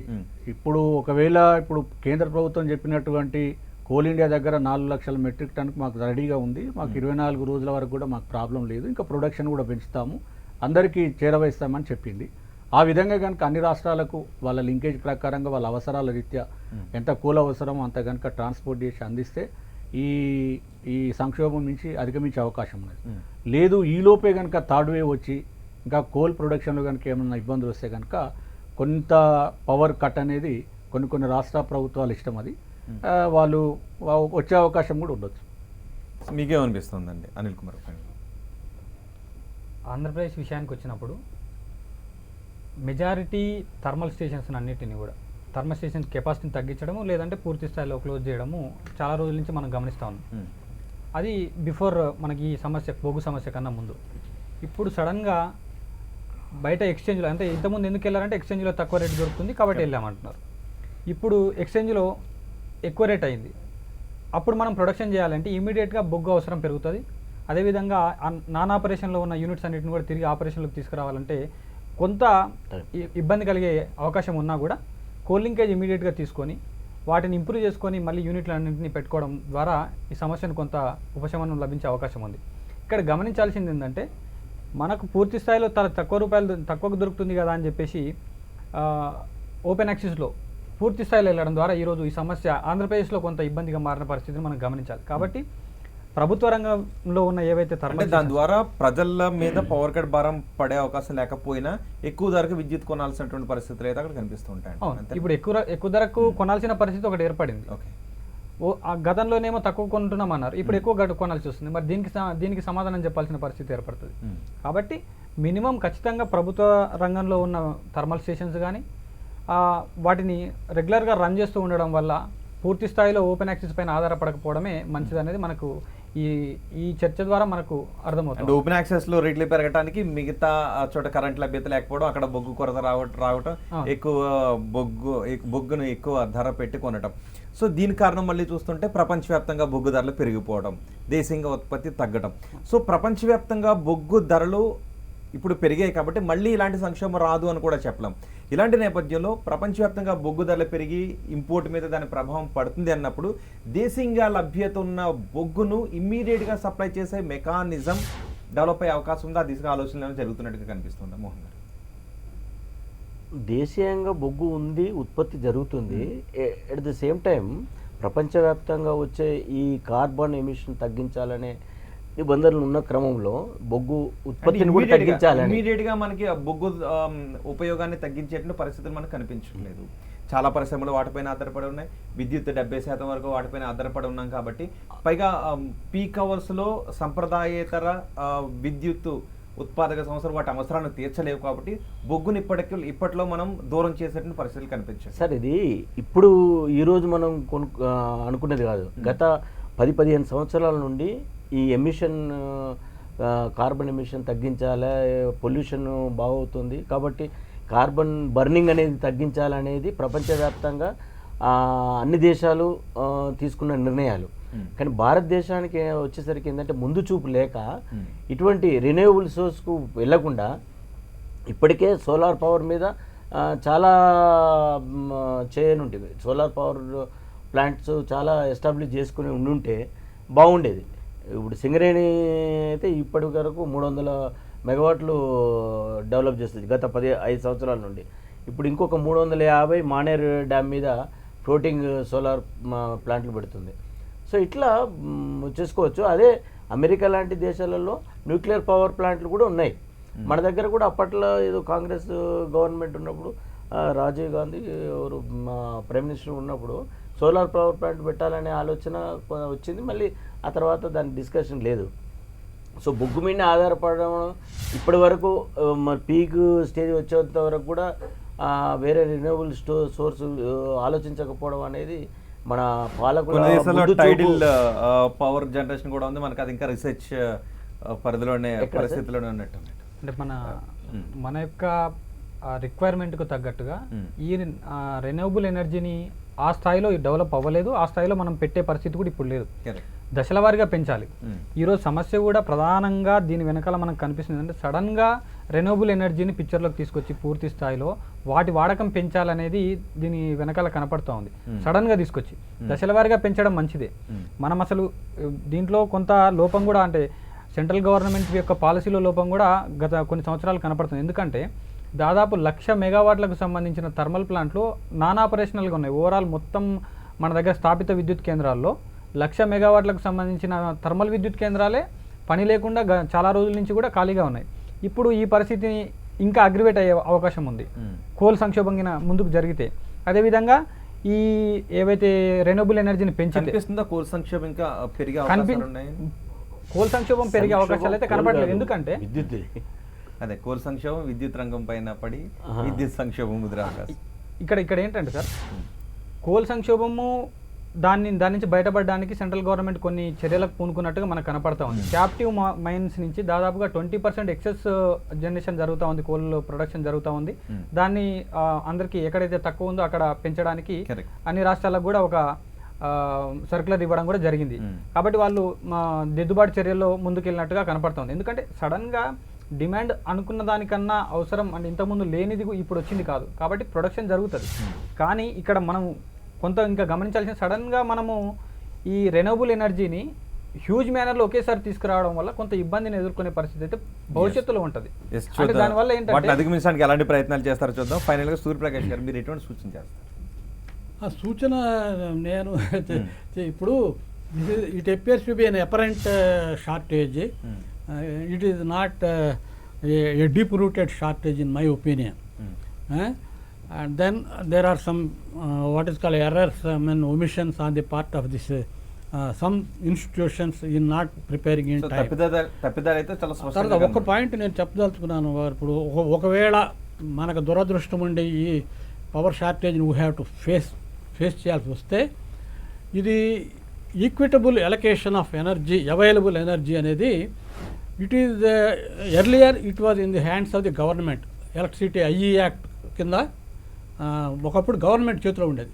కానీ ఇప్పుడు అది రెగ్యులేటరీ కమిషన్స్కి ప్రత్యేకంగా విద్యుత్ చట్టం ద్వారా ఆ రెగ్యులేటరీ కమిషన్ చేతిలో ఉంది. ఈ ఉన్న పవర్ని ఎవరికి ఇవ్వాలి? ఇండస్ట్రీకి ఇవ్వాలా, అగ్రికల్చర్కి ఇవ్వాలా, డొమెస్టిక్కి ఇవ్వాలా? These are the major 3 sectors: domestic, agriculture, industry.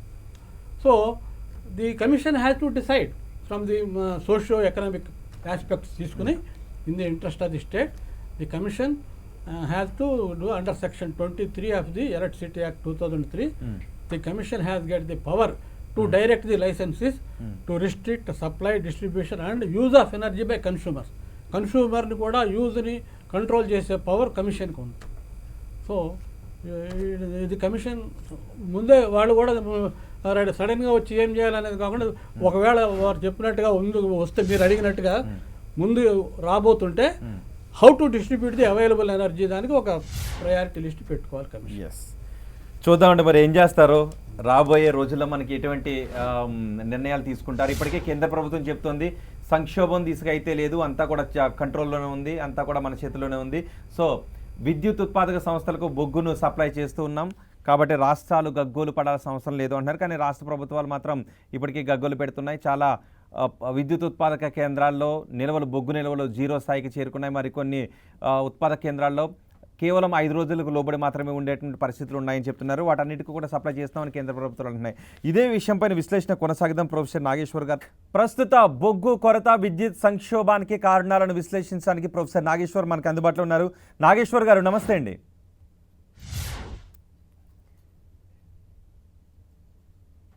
Nageshwar గారు, ప్రస్తుతం రాష్ట్రాలు గగ్గోలు పెడుతున్నాయి.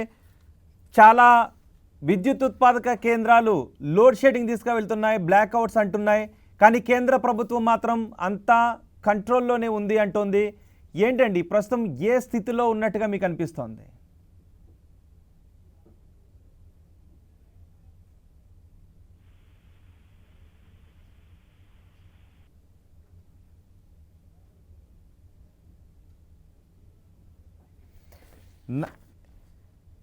ప్రస్తుతం మనం చూస్తూ ఉన్నాం భారతదేశ వ్యాప్తంగా బొగ్గు కొరత విద్యుత్ సంస్థలపై పడింది. అయితే కేంద్ర ప్రభుత్వం మాత్రం చెబుతోంది బొగ్గు నిల్వలు సరిపడా ఉన్నాయి, వాటిని విద్యుత్ ఉత్పాదక సంస్థల దగ్గరికి పంపిస్తూ ఉన్నామని చెబుతూ ఉన్నాయి. కానీ విద్యుత్ ఉత్పాదక సంస్థలు మాత్రం లోడ్ షెడ్డింగ్ చేస్తూ ఉన్నాము, బొగ్గు నిల్వలు అడుగంటిపోయాయని చెప్తున్నాయి. ఇప్పటికే సుమారు 17 నుంచి 20 వరకు 130, మొత్తానికి మన దగ్గర దేశంలో 135 బొగ్గు ఆధారిత విద్యుత్ ఉత్పాదక సంస్థలు ఉన్నాయి. వాటిలో ఇప్పటివరకు 20 వరకు విద్యుత్ ఉత్పత్తిని నిలిపివేశాయని చెప్తున్నాయి. మరో 70 వరకు విద్యుత్ ఉత్పాదక సంస్థల మీద ఈ బొగ్గు కొరత ప్రభావం చాలా స్పష్టంగా కనిపిస్తోందని చెప్తున్నాయి. మనం ముఖ్యంగా బొగ్గును ఉత్పత్తి చేసుకుంటున్న దేశాలు ధరలను పెంచడంతో బొగ్గు కొరత రావడంతో ఈ ప్రభావం మన దేశం పైన చాలా స్పష్టంగా కనిపిస్తోంది. అయితే కేంద్ర ప్రభుత్వం మాత్రం చెబుతోంది ఇప్పటికే బొగ్గు నిల్వలు సరిపడా ఉన్నాయి, వాటిని విద్యుత్ ఉత్పత్తి సంస్థల దగ్గరకు పంపిస్తూ ఉన్నాము, ఈ సమస్య నుంచి త్వరలోనే గట్టెక్కుతామని చెబుతున్నాయి. సో ఏది నిజం? ఇదే పరిస్థితిపై మనకు విశ్లేషణ అందించడానికి నాగేశ్వర్ గారు మనకు అందుబాటులో ఉన్నారు. నాగేశ్వర్ గారు, ప్రస్తుత పరిస్థితిని ఎలా చూడాలి? నిజంగానే కేంద్ర ప్రభుత్వం అంటున్నట్టుగా అంతా కంట్రోల్లోనే ఉందా, లేకపోతే రాష్ట్రాలు గగ్గోలు పెడుతున్నట్టు సంక్షోభం తీసుకువెళ్తోందా? ఇప్పుడు జనవరి 2021లో సగటున విద్యుత్ ప్లాంట్ల వద్ద ఉన్నటువంటి బొగ్గు నిల్వలు 21 రోజులకు సరిపోయేవి. ఇవాళ సెంట్రల్ ఎలక్ట్రిసిటీ అథారిటీ ఇచ్చినటువంటి డేటా ప్రకారము సగటున 4 రోజులకు సరిపోయే నిల్వలు కూడా లేవు. ఒక 16 విద్యుత్ కేంద్రాల్లోనైతే ఒక్క రోజుకు సరిపోయే నిల్వలు కూడా లేవు. ఇది సెంట్రల్ ఎలక్ట్రిసిటీ అథారిటీ కేంద్ర ప్రభుత్వ ఆధీనంలో ఉండే సంస్థ చెప్తున్నటువంటి లెక్కలు. అందువల్ల బొగ్గు కొరత తీవ్రంగా ఉన్నది అనేది నిజం. దాన్ని మన సంక్షోభం అంటామా అనమా తర్వాత సంగతి. బొగ్గు కొరత తీవ్రంగా ఉంది. ఇది ఎందుకు ఉంది?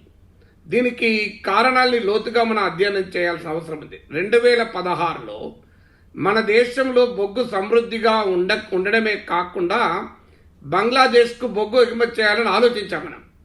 అంటే బొగ్గు ఎగుమతి చేయాలని ఆలోచించిన స్థాయి నుంచి బొగ్గు కొరత ఉండే స్థాయికి మనం ఎందుకు పడిపోయాం కేవలం 5 ఏళ్లలో? దీనికి కారణాలు ఉండాలి కదా. ఏంటి కారణాలు అంటే, మొదటి కారణము 2016-17 మధ్య కాలంలో భారతదేశంలో 80% బొగ్గు ఉత్పత్తి చేస్తున్న కోల్ ఇండియా లిమిటెడ్కు full time chairman and managing డైరెక్టర్ను కూడా కేంద్ర ప్రభుత్వం నియమించలేదు. ఆశ్చర్యం వేస్తుంది. ఇప్పటికీ కూడా కోల్ ఇండియా సబ్సిడరీస్ కొన్నింటికి full time chairman and MD లేడు. ఇప్పుడు భారత్ కోకింగ్ కోల్కు చైర్మన్ అండ్ ఎండీ లేడు. నార్త్ ఇండియన్ కోల్ ఫీల్డ్స్ యూపీలో ఉంటుంది, మహానది కోల్ ఫీల్డ్స్ ఒడిస్సాలో ఉంటుంది. ఇద్దరికి ఒకరే ఇన్ఛార్జ్ ఉంటారు. అందువల్ల చైర్మన్ అండ్ ఎండీలనే నియమించకపోతే ఆ కోల్ మైన్స్ ఏ రకంగా ప్రొడక్షన్ ప్లానింగ్ చేయగలుగుతుంది, ఏ రకంగా ప్రాజెక్ట్ ప్లానింగ్ చేయగలుగుతుంది? సో ఇదే కాకుండా చైర్మన్ డైరెక్టర్ కాదు, అనేక బొగ్గు గనుల్లో టెక్నికల్ డైరెక్టర్ పోస్టులు కూడా ఖాళీగా ఉన్నాయి. అంటే అర్థం ఏంటి? ఒక ప్రీమియర్ పబ్లిక్ సెక్టార్ అండర్టేకింగ్ అయిన కోల్ ఇండియాను కావాలనే కేంద్ర ప్రభుత్వం నిర్వీర్యం చేస్తుందన్న అనుమానం రాదా? మరి ఎందుకు చైర్మన్ అండ్ ఎండీలను డైరెక్టర్ నియమించరు? ఇది మొదటిది. ఇక రెండవది మీకు చాలా ఆశ్చర్యం వేస్తుంది. నేను చెప్పేది కాదు, కేంద్ర బొగ్గు శాఖ కార్యదర్శి అనిల్ స్వరూప్ ఇతను ఇటీవల ఎన్డీటీవీకి ఇచ్చిన ఇంటర్వ్యూలో, ది వైర్ కరణ్ తాపర్కి ఇచ్చిన ఇంటర్వ్యూలో ఒక సంచలనమైన విషయాన్ని బయటపెట్టారు. ఏంటంటే కోల్ ఇండియాకు సంబంధించిన మేనేజర్లను బొగ్గు గనులు తవ్వడం పైన పర్యవేక్షించడం మానేయించి స్వచ్ఛ భారత్కు డిప్యుటేషన్ మీద పంపించారు. వాళ్ళు టాయిలెట్లు తవ్వడాన్ని పర్యవేక్షించారు. అంటే బొగ్గు గనులు తవ్వడాన్ని పర్యవేక్షించాల్సిన అధికారులతో కేంద్ర ప్రభుత్వం టాయిలెట్ల నిర్మాణాన్ని పర్యవేక్షింపజేశారు. ఇంతకన్నా దారుణం ఇంకేమైనా ఉంటుందా? స్వచ్ఛ భారత్ అవసరమే, కానీ కోల్ ఇండియా మేనేజర్లు చేయాల్సిన పనదేనా? ఇది ఎవరు చెప్తున్నారు? కోల్ ఇండియాకు 2014లో మోడీ ప్రభుత్వం వచ్చాక కార్యదర్శిగా పనిచేసిన అనిల్ స్వరూప్ ఆయన పుస్తకం రాశాడు, the ethical dilemmas of a civil servant. అందులో ఆయన ఒక చాప్టర్ ఉంది, ద షిట్ మ్యాటర్స్ అని. ఈ చాప్టర్లో రాశాడు ఈ వివరాలని. ఆయన క్యాబినెట్ సెక్రటేరియట్లో మీటింగ్ జరిగితే కోల్ ఇండియా అధికారులను మీరు టాయిలెట్ల నిర్మాణానికి డిప్యుటేషన్ చేయకూడదు, ఎందుకంటే కోల్ ప్లానింగ్ అనేది 5 ఏళ్ళ ముందు చేయాల్సి ఉంటుంది అని చెప్పినా వినలేదట. చివరికి ఆయన ఆ పుస్తకంలో అంటాడు జోకింగ్గా, కోల్ ఇండియా ట్యాగ్ లైన్ మార్చాలి, Coal India tag line to set up toilets we also produce coal అని రాయాలి అన్నాడు ఆయన. అంటే టాయిలెట్లను నిర్మిస్తాం, బొగ్గు కూడా తవ్వుతాం అని రాయాలన్నారు. సో ఇది రెండవ సమస్య. అంటే మీరు కోల్ ఇండియాలో హ్యూమన్ రిసోర్సెస్ మానవ వనరులను నిర్వీర్యం చేసి కోల్ ఇండియా ప్రొడక్షన్ దెబ్బతీశారు. ఫలితం ఏంటి? ఈ 2 పరిణామాల వల్ల, ఈ 2 కాదు ఇంకా పరిణామాలు చెప్తాను. 3వ పరిణామం ఏంటంటే కోల్ ఇండియాకు 2016లో 35,000 నగదు నిల్వలుండే, ఇవాళ అది 10,000 కోట్లకు పడిపోయింది. ఎందుకు మరి 35,000 కోట్ల నగదు నిల్వలు 10,000 కోట్లకు పడిపోయింది అంటే కోల్ ఇండియా దగ్గర ఉన్నటువంటి నగదు నిల్వల్ని ఏ రకంగానైతే రిజర్వ్ బ్యాంక్ దగ్గర ఇండియా దగ్గర నగదు నిల్వలు కేంద్రం తీసేసుకుందో, కోల్ ఇండియా దగ్గర నగదు నిల్వల్ని డివిడెండ్ రూపంలో ఇతర రూపాల్లో కేంద్ర ప్రభుత్వం తన బడ్జెట్ కోసం తీసేసుకుంది. అంటే బొగ్గు గనుల ఉత్పత్తి పైన ఖర్చు పెట్టాల్సిన నిధుల్ని కాస్త కేంద్ర ప్రభుత్వం పెద్ద పెద్ద కార్పొరేట్ సంస్థలకు రాయితీలు ఇవ్వటానికి తరలించింది. ఇక 4వది బొగ్గు గనుల ఉత్పత్తి పైన పెట్టాల్సిన పెట్టుబడి కోసం ఉపయోగించాల్సిన నిధులను కాస్త ఎరువుల కంపెనీలను ఎరువుల ఉత్పత్తికి పెట్టుబడికి పెట్టేందుకు కేంద్ర ప్రభుత్వం డైవర్ట్ చేసింది. ఇది 4వ కారణం. ఈ 4 కారణాలు వల్ల ఏం జరిగింది? 2014లో 494 మిలియన్ టన్నుల కోల్ ఇండియా ఉత్పత్తి చేస్తే 2018 వరకు ఇది 600 మిలియన్ టన్నులకు పెరిగింది. కానీ 2018 నుంచి గత 3 ఏళ్లుగా 600 మిలియన్ టన్నుల దగ్గర కోల్ ఇండియా ప్రొడక్షన్ స్టాగ్నేట్ అయింది. ఈ పనులన్నీ చేసినట్టే కోల్ ఇండియాను బలహీనపరిచే పనులు చేయడం వల్ల. ఇక 5వది కోల్ ఇండియా బొగ్గు ఉత్పత్తి చేస్తుంది, ఇతర ప్రైవేట్ ప్లేయర్లు కూడా 20% ఉత్పత్తి చేస్తారు. కానీ ఈ బొగ్గును ఎవరు తీసుకోవాలి? జెన్కోలు తీసుకోవాలి. కానీ జరుగుతున్నది ఏంటి? జెన్కోలు డిస్కామ్లు జెన్కోలకు అప్పుపడ్డారు. ఎంత అప్పుపడ్డారు? ఈరోజు డిస్కామ్లు జెన్కోలకు చెల్లించాల్సిన డ్యూస్ దాదాపు 1,00,000 కోట్లు. దీంతో జెన్కోస్ కోల్ ఇండియా లాంటి విద్యుత్ బొగ్గు గనులకు చెల్లించాల్సిన డ్యూస్ 21,000 కోట్లు. ఈ డ్యూస్ సరైన సమయానికి చెల్లించకపోవడం వల్ల బొగ్గు ఉత్పత్తిదారులు బొగ్గు సప్లై చేయడం లేదు ఈ విద్యుత్ కేంద్రాలకు. ఇవాళ డిస్కామ్ల టోటల్ అప్పు 6 లక్షల కోట్లు. ఇక 6వది కేంద్ర స్థాయిలో ప్రభుత్వ రంగంలోను ప్రైవేట్ రంగంలోను బొగ్గు గనుల ఏర్పాటుకు మానిటరింగ్ చేయాలి. ఎందుకంటే ఒక బొగ్గు గని ఏర్పాటు కావాలంటే బొగ్గు బ్లాక్స్ ఎలకేట్ అయిన తర్వాత అటవీ క్లియరెన్స్లు, అలాగే పర్యావరణ క్లియరెన్స్లు, భూసేకరణ, ఇలాంటి చాలా పనులు ఉంటాయి. ఈ పనుల్ని మానిటర్ చేయడానికి కోల్ ప్రాజెక్ట్ మేనేజ్మెంట్ గ్రూప్ అని ఉంటుంది, మానిటరింగ్ గ్రూప్ అని. ఇది దాదాపు 4-5 ఏళ్లుగా ఈ కోల్ ప్రాజెక్ట్ మానిటరింగ్ గ్రూప్ను కేంద్ర ప్రభుత్వం నిర్వీర్యం చేసింది, డీఫంక్ట్ చేసింది. ఇది కూడా నేను చెప్పడం కాదు, కేంద్ర ప్రభుత్వంలో కోల్ సెక్రటరీగా పనిచేసిన అనిల్ స్వరూప్ చెప్పినటువంటి మాటలు. ఇక 7వది మీకు ఆశ్చర్యం వేస్తుంది, ఇది ప్రైవేట్ కోల్ ప్లాంట్లు ఉన్నాయి, వీళ్లకు కోల్ ఎలకేట్ చేశారు, కానీ వాళ్ళు ప్రొడక్షన్ చేయకుండా దాని మీద కూర్చొని ఉన్నారు. ఎందుకున్నారంటే ఆ రోజుల్లో విదేశాల్లో బొగ్గు ఇంపోర్టెడ్ కోల్ చీప్ ఉండే. సో దేశంలో కోల్ బ్లాక్లు కేటాయింపు జరిగినా కూడా ఈ ప్రైవేట్ క్యాప్టివ్ కోల్ మైన్స్ వాళ్ళు కోల్ ఉత్పత్తి చేయకుండా విదేశాల నుంచి చౌకగా వస్తుంది కదా అని బొగ్గు దిగుమతి చేసుకున్నారు. ఇవాళ పరిస్థితి ఏంటంటే విదేశీ బొగ్గు గణనీయంగా పెరిగింది. 2020 ఆగస్టులో $50 పర్ టన్ ఉన్నది కాస్త ఇవాళ $180 to $200 పర్ టన్ అయింది. ఇప్పుడు ఏమంటున్నారు, మేము విదేశాల నుంచి బొగ్గు దిగుమతి చేసుకోలేము, దిగుమతి చేసుకుంటే ధర పెరిగిపోతుంది అని చెప్పి టాటా ముంద్రా వారైతే ఇంపోర్టెడ్ కోల్ పైన ఆధారపడిన విద్యుత్ కేంద్రము కంప్లీట్ గా క్లోజ్ చేశారు. అంటే మీకు బొగ్గు గనులు కేటాయించినప్పుడేమో మీకు దేశీయంగా బొగ్గు ఉత్పత్తి చేయడం కన్నా దిగుమతులు చౌకగా ఉంటాయి కనుక మీరు కోల్ ఇంపోర్ట్ చేసుకొని పవర్ ప్రొడ్యూస్ చేశారు. ఇలా కోల్ రేటు పెరిగింది కదా, ఇంపోర్టెడ్ కోల్ కనుక మేము విదేశాల నుంచి దిగుమతి చేసుకోలేము అంటున్నారు. మరి ఇప్పటికిప్పుడు ప్రొడక్షన్ చేయాలంటే సాధ్యం కాదు కోల్ మైనింగ్.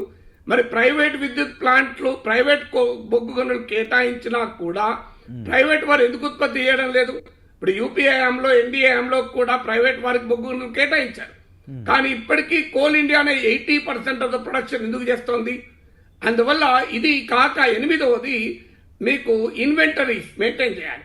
ఎందుకంటే విద్యుత్ కేంద్రాలు కనీసము 22 రోజుల స్టాక్స్ మెయింటైన్ చేయాలి. 22 రోజులకు అవసరమైంది అంటే 15 days to 30 days మధ్యలో మెయింటైన్ చేయాలి, సగటున 22 days. కానీ ఇవాళ 4 రోజులకు సరిపోయే బొగ్గు స్టాక్స్ కూడా లేవు. ఎందుకు లేవు? కారణం ఏంటి అంటే ఇన్వెంటరీ మెయింటైన్ చేయాలి అంటే బొగ్గు కొని పెట్టుకోవాలి. అది ఆ ఖర్చు పెట్టడానికి సిద్ధపడని విద్యుత్ ఉత్పత్తిదారులు బొగ్గు నిల్వలు పెట్టుకోలేదు. బొగ్గు నిల్వలు పెట్టుకోకపోవడం వల్ల ఇవాళ ఈ క్రైసిస్ ఏర్పడింది. సో అందువల్ల ఈ కారణాలన్నీ ఏం తెలుపుతున్నాయి? కేంద్ర ప్రభుత్వం టోటల్గా కావాలని లేదా వాళ్ళ అసమర్థత వల్ల, పాలసీ పెరాలసిస్ వల్ల ఇవాళ కంప్లీట్గా ఈ మిస్మేనేజ్మెంట్ చేశారు కోల్ రంగాన్ని. సో కోల్ రంగంలో చేసిన మిస్మేనేజ్మెంట్ వల్లనే 2016లో బంగ్లాదేశ్కు బొగ్గు ఎగుమతి చేయాలనుకున్న భారతదేశం కాస్త ఇలా బొగ్గు లేక బొగ్గు కొరతతో విద్యుత్ కోతల ప్రమాదాన్ని ఎదుర్కోవాల్సి వస్తుంది. అంటే ఒక ముందు చూపు లేదు, ఒక దార్శనికత లేదు, ప్రణాళిక లేదు. ప్రణాళికాతంగా నీతి ఆయోగ్ను పెట్టుకున్నాం. సో అందువల్ల బొగ్గు రంగంలో ప్రభుత్వ విధానాల వైఫల్యమే ఈ కొరత కారణం, ఈ సంక్షోభానికి కారణం కాదా? ఎస్, ఇప్పటి నుంచి ఎటువంటి నిర్ణయాలు తీసుకుంటే ఇలాంటి సంక్షోభం నుంచి గట్టెక్కే అవకాశం ఉంటుంది? అంతర్జాతీయ పరిణామాలు కూడా ఈ బొగ్గు సంక్షోభానికి, విద్యుత్ కొరతకు ఏ విధంగా కారణమయ్యాయి అని చెప్పుకోవచ్చు అంటారు? ఇప్పుడు మన దేశం మొత్తం విద్యుత్ ఉత్పత్తి సామర్థ్యంలో మనకు అవసరమైనటువంటి బొగ్గులో 30% మేరకు మనం దిగుమతులపైన ఆధారపడతాం. 70% మన ఇండియాలోనే ప్రొడ్యూస్ చేసుకుంటాం. సో ఎప్పుడైనా విదేశాల నుంచి వచ్చే దిగుమతి చేసుకునే బొగ్గు ఖరీదుగా మారినప్పుడు ఆ మేరకు దేశీయ బొగ్గు గనుల్లో ప్రొడక్షన్ పెంచుకుంటాం. ఇది మనం చేసే పని. సో అందువల్ల అంతర్జాతీయ కారణాలు 30% ఆఫ్ ద ప్రాబ్లంకే కారణమవుతుంది. ఆ మాటకైతే 30% కూడా కాదు. ఎందుకంటే ఇంపోర్టెడ్ కోల్ కాస్ట్లీ అయినప్పుడు ఆటోమేటిక్గా మన దేశీయ బొగ్గు ఉత్పత్తి పెంచుకుంటాం. ఎందుకంటే భారతదేశం ప్రపంచంలోనే అత్యధిక కోల్ డిపాజిట్స్ ఉన్న 4వ దేశం భారతదేశం. 4th largest coal deposits in India. మనం అయినా కూడా బొగ్గు దిగుమతి చేసుకోమని అనడం లేదు. అందువల్ల ఇది అంతర్జాతీయ కారణాలు కాదు, ఇది దేశీయ కారణాల వల్ల జరిగిన అసమర్థత వల్ల జరుగుతున్న సమస్య. కానీ కేంద్ర ప్రభుత్వం అసమర్థత లేదు, ఇమీడియట్ గా చేయాలి, కొన్ని లాంగ్ టర్మ్ లో చేయాలి. కానీ కేంద్ర ప్రభుత్వం మాత్రం అసమర్థత లేదు, పరిస్థితి చేయి దాటిపోలేదు అని చెప్తోంది. రాబోయే 2-3 రోజుల్లో లేకపోతే 4 రోజుల్లోనో మొత్తం అంత సమస్య సర్దుమణిగే అవకాశం ఉంటుందని చెప్తోంది. చెప్పండి సార్. చేయి దాటిపోయిందని నేను అనడం లేదు, చేయి దాటిపోయిందని నేనేం అనడం లేదు, సమస్య ఉందని కూడా నేను చెప్పలేదు. అస్సాంలో ఉన్న బీజేపీ ప్రభుత్వం పేపర్లో అడ్వర్టైజ్మెంట్ ఇచ్చింది సమస్య ఉందని. మరి బీజేపీ ప్రభుత్వం అస్సాంలో అడ్వర్టైజ్మెంట్ ఇచ్చిన నమ్మద్దంటే నేను ఏం చేయాలి? బీజేపీ ప్రభుత్వం అనేది నమ్ముతా కదా నేను. ఎందుకంటే హేమంత్ బిశ్వా శర్మ భారతీయ జనతా పార్టీ ముఖ్యమంత్రి ప్రభుత్వం కదా అది. సో ఆయన నమ్ముతాం కదా, సో ఆయన నమ్మకుండా ఉండలేం కదా. సో అందువల్ల ఇది సమస్య ఉంది అనేది నిజం. దీనికి పరిష్కారం ఏంటంటే ఇమీడియట్ గా ఏం చేయాలి, లాంగ్ టర్మ్ లో ఏం చేయాలి, మీడియం టర్మ్ లో ఏం చేయాలి. ఇమీడియట్ గా ఏం చేయాలి అన్నప్పుడు ఇప్పుడు సగటున బొగ్గు కొరత ఉంది, కానీ కొన్ని బొగ్గు కేంద్రాల్లో బొగ్గు ఉండే అవకాశం ఉంది, ఉత్పత్తి చేసే స్కోప్ ఉంటుంది. ఉదాహరణకు కొన్ని ఇప్పుడు క్యాప్టివ్ ప్రైవేట్ మైన్స్ ఉంటాయి. క్యాప్టివ్ ప్రైవేట్ మైన్స్ అంటే ఏంటంటే ఒక పరిశ్రమ తమ అవసరాల కొరకే బొగ్గు ఉత్పత్తి చేయడానికి అనుమతి ఉంటుంది. సో వాళ్ళ దగ్గర బొగ్గు తీయడానికి అవకాశం ఉంటుంది. వాళ్ళ నుంచి అవసరమైతే ఆ బొగ్గును ఆ కొరత ఉన్న ప్రాంతాలకు తరలించాలి. తరలించేటప్పుడు వాళ్ళు ఇతరులకు అమ్మకూడదన్న నిబంధన ఉంటుంది కనుక అమ్మడం కాకుండా మీరు ఇప్పుడైతే మీ దగ్గర ఉన్న సర్ప్లస్ బొగ్గు ఇవ్వండి, తర్వాత కోల్ ఇండియా వాటిని తిరిగి మళ్ళీ మీకు బొగ్గు వాపస్ ఇస్తుంది. ఇంగ్లీష్ లో రిప్లెనిష్ అంటారు. సో ఇదొక పద్ధతి, అంటే ఉన్న దగ్గర ఎక్కువ ఉన్న దగ్గరికి వెళ్ళి తక్కువ ఉన్న దగ్గరికి పంపించడం. రెండోది ఏంటి అంటే ప్రతి విద్యుత్ కేంద్రము ఇక నుంచైనా ఖచ్చితంగా కనీసం 22 రోజుల పాటు అవసరమైన బొగ్గు నిలువల్ని పెట్టుకోవడం. ఎందుకంటే బొగ్గు సరఫరాలో ఇబ్బందులు రావచ్చు, బొగ్గు ఉత్పత్తిలో ఇబ్బందులు రావచ్చు. ఎందుకంటే ఇది బొగ్గు ఉన్న ఉత్పత్తి చేసే కేంద్రం పక్కనే థర్మల్ విద్యుత్ కేంద్రం ఉండదు. ఇది రెండోది. ఇక మూడోది ఏంటి అంటే ఇమీడియట్ గా డ్యూస్లు. ఇప్పుడు బొగ్గు గనులకు డ్యూస్ అంటే కొన్న బొగ్గుకు డబ్బులు చెల్లించకపోతే విద్యుత్ కేంద్రాలు ఎలా బొగ్గు ఉత్పత్తి కేంద్రాలు బొగ్గు సరఫరా చేస్తాయి? అందువల్ల ఈ డ్యూస్ ను క్లియర్ చేయాలి. ఇప్పటికీ 21,000 కోట్ల డ్యూస్ ఉన్నాయి. ఇది మూడో సమస్య. ఎందుకంటే ఇక నాలుగో సమస్య లాంగ్ టర్మ్ లో ఏంటంటే ఈ విద్యుత్ విషయంలో క్లారిటీ ప్రభుత్వానికి ఉండాలి. ఇప్పుడు ఉన్న సమస్య ఏంటంటే 2019లో మన డిస్కామ్లు విద్యుత్తు పైన పెడుతున్న ఖర్చులో 70% మాత్రమే వినియోగదారు నుంచి వస్తుంది. సో ఈ 30% గ్యాప్ ఎప్పుడు ఉంటుంది. ఎందుకంటే విద్యుత్తును కాస్ట్లీ చేస్తే మొత్తం దెబ్బతింటుంది ఎకానమీ. సో ప్రభుత్వం అన్నా సబ్సిడీ ఇవ్వాలి.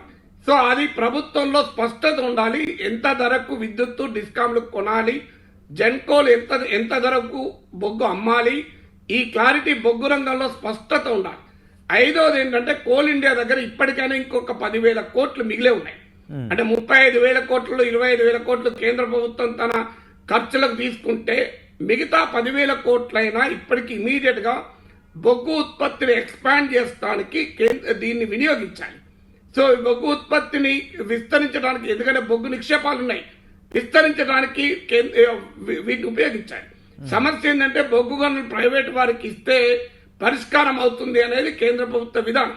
కానీ అనుభవం ఏం చెప్తుంది? ప్రైవేట్ వారికి ఇచ్చినా కూడా వాళ్ళు బొగ్గు ఉత్పత్తి చేయకుండా విదేశాల నుంచి బొగ్గు దిగుమతి చేసుకున్నారు. అంటే విదేశీ బొగ్గు చీప్ ఉన్నప్పుడు ఇవాళ విదేశీ బొగ్గు ఖరీదైనాక చేతులు ఎత్తేస్తున్నారు. ఇక అనిల్ అంబానీ లాంటి వాళ్ళు బొగ్గు బ్లాకులు కొనుక్కొని అలాగే దాచుకొని రేట్ ఎక్కువ వచ్చినాక అమ్ముకున్నారు. ఆయన స్పెక్ట్రమ్ అట్లా అమ్ముకున్నాడు, కోల్ అట్లా అమ్ముకున్నాడు. ప్రైవేట్ వారికి కేటాయించినప్పుడు నాగేశ్వర గారు అలా బొగ్గు గనులు కేటాయించినప్పుడు బొగ్గు ఉత్పత్తి చేయకుండా విదేశాల నుంచి దిగుమతి చేసుకుని ఇలాంటి పరిస్థితుల్లో చేతులెత్తేసిన సందర్భాల్లో ఏ విధమైన చర్యలు తీసుకునే అవకాశం ఉంటుంది? ఎందుకంటే ప్రభుత్వం రెగ్యులేట్ చేయాలి కదా. మరి ఇప్పుడు ప్రైవేట్ వారికి బొగ్గు ఇచ్చిన నువ్వు బొగ్గు బ్లాకులు ఇచ్చావు, అలాంటప్పుడు వాళ్ళ నుంచి బొగ్గు బ్లాకులు రిటర్న్ తీసుకోవాలి. ఇప్పుడు మీకు ఆశ్చర్యం వేస్తుంది, సింగరేణి కాలరీస్ కు బొగ్గు బ్లాక్ ఇవ్వమంటే ఇవ్వకుండా కేంద్ర ప్రభుత్వం తమ మిత్రులైన ప్రైవేట్ వారికి బొగ్గు గనులు ఇచ్చింది. ఇది అన్యాయం కదా. మీరు బొగ్గు గనులు ఇవాళ అంతర్జాతీయ మార్కెట్ లో బొగ్గు 4 రెట్లు పెరిగింది. మన సింగరేణి కాలరీ 4 రెట్లు పెంచిందా? మన కోల్ ఇండియా 4 రెట్లు పెంచిందా?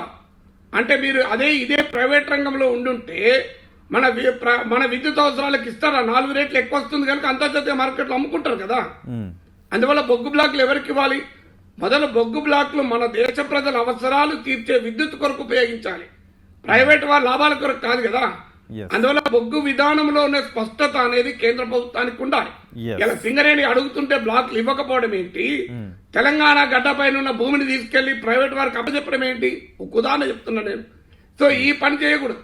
సో అందువల్ల బొగ్గు రంగంలో ఇప్పటికీ కూడా మనం బొగ్గు పైన ఆధారపడడం అనేది సాధ్యం కాదు, డెఫినెట్ గా సాధ్యం కాదు. ఇప్పుడు భారతదేశంలో ఉన్న మొత్తం విద్యుత్ ఉత్పత్తి సామర్థ్యంలో 52% కోల్ బేస్డ్ థర్మల్ పవర్.